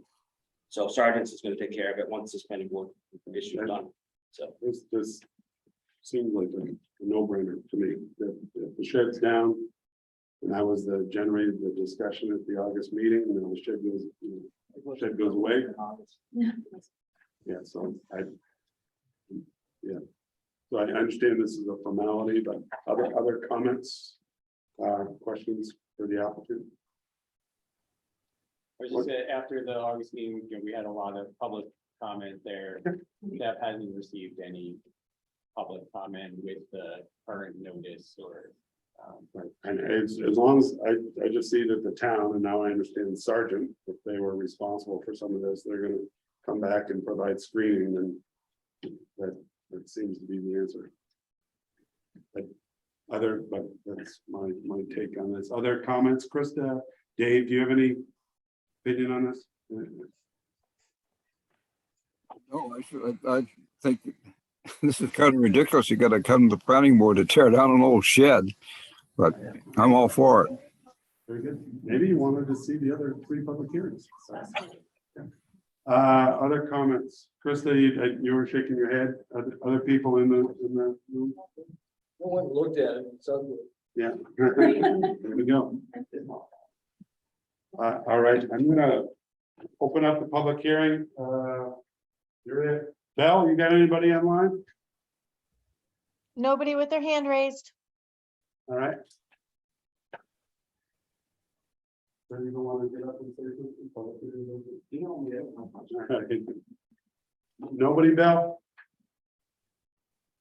Nope. All right, public hearing is closed.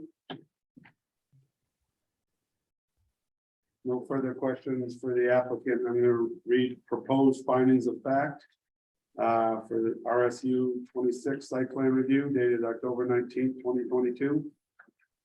Pursuant to Article 6, Section 18-177 of the Orono Code of Ordinances, the Orono Planning Board has considered the application of Regional School Unit 26 to amend a previously approved site plan to remove a shed and eliminate a previous condition of approval on a lot located at tax map 27-0, lot 12 in the medium density residential district.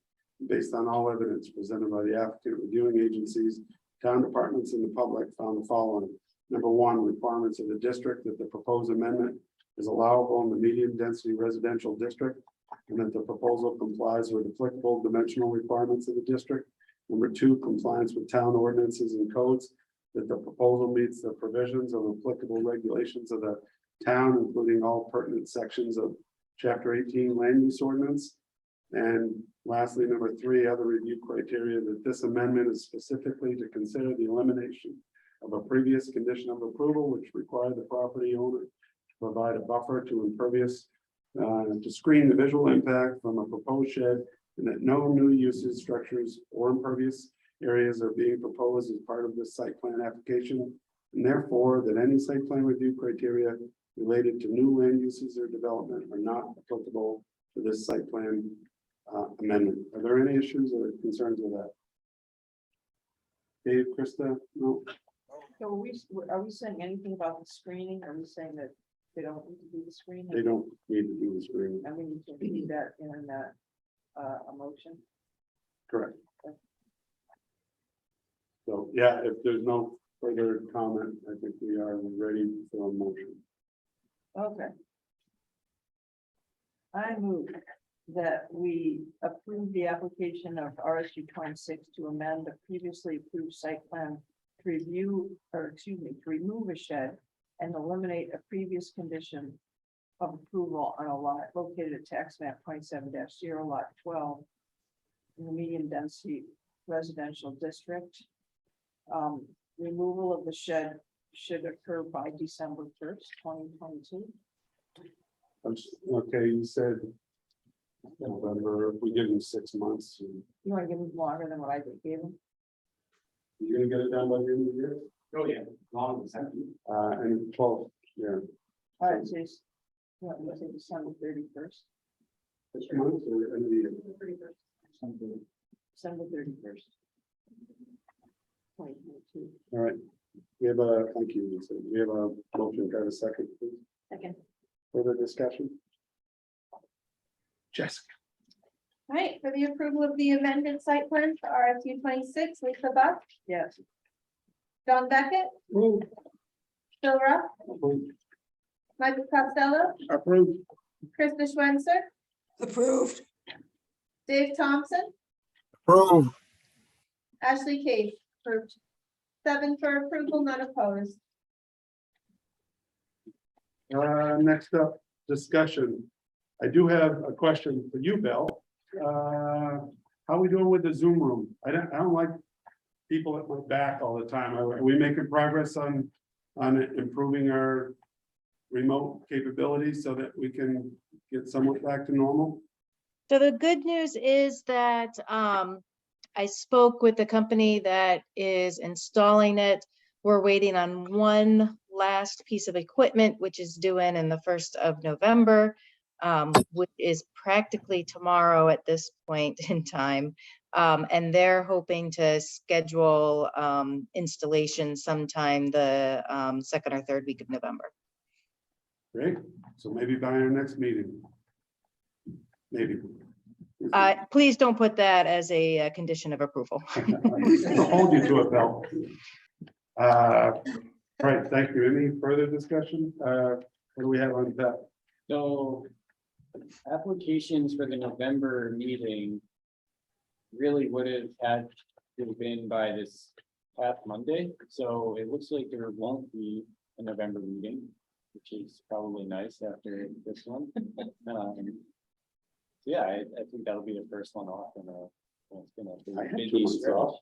Yeah. So yeah, there's nothing, I think there's a few projects at the conceptual level, people interested in doing things, but nothing really at the stage that's really ready to come yet. So yeah, looks like we'll have a month off, but I mean, if any last minute kind of emergency things get in before the notice period, we'll. The only other thing is, I have a couple of the subdivision plans from a couple months ago when the Grant Road subdivision got approved. I just need a couple of signatures from a few of you.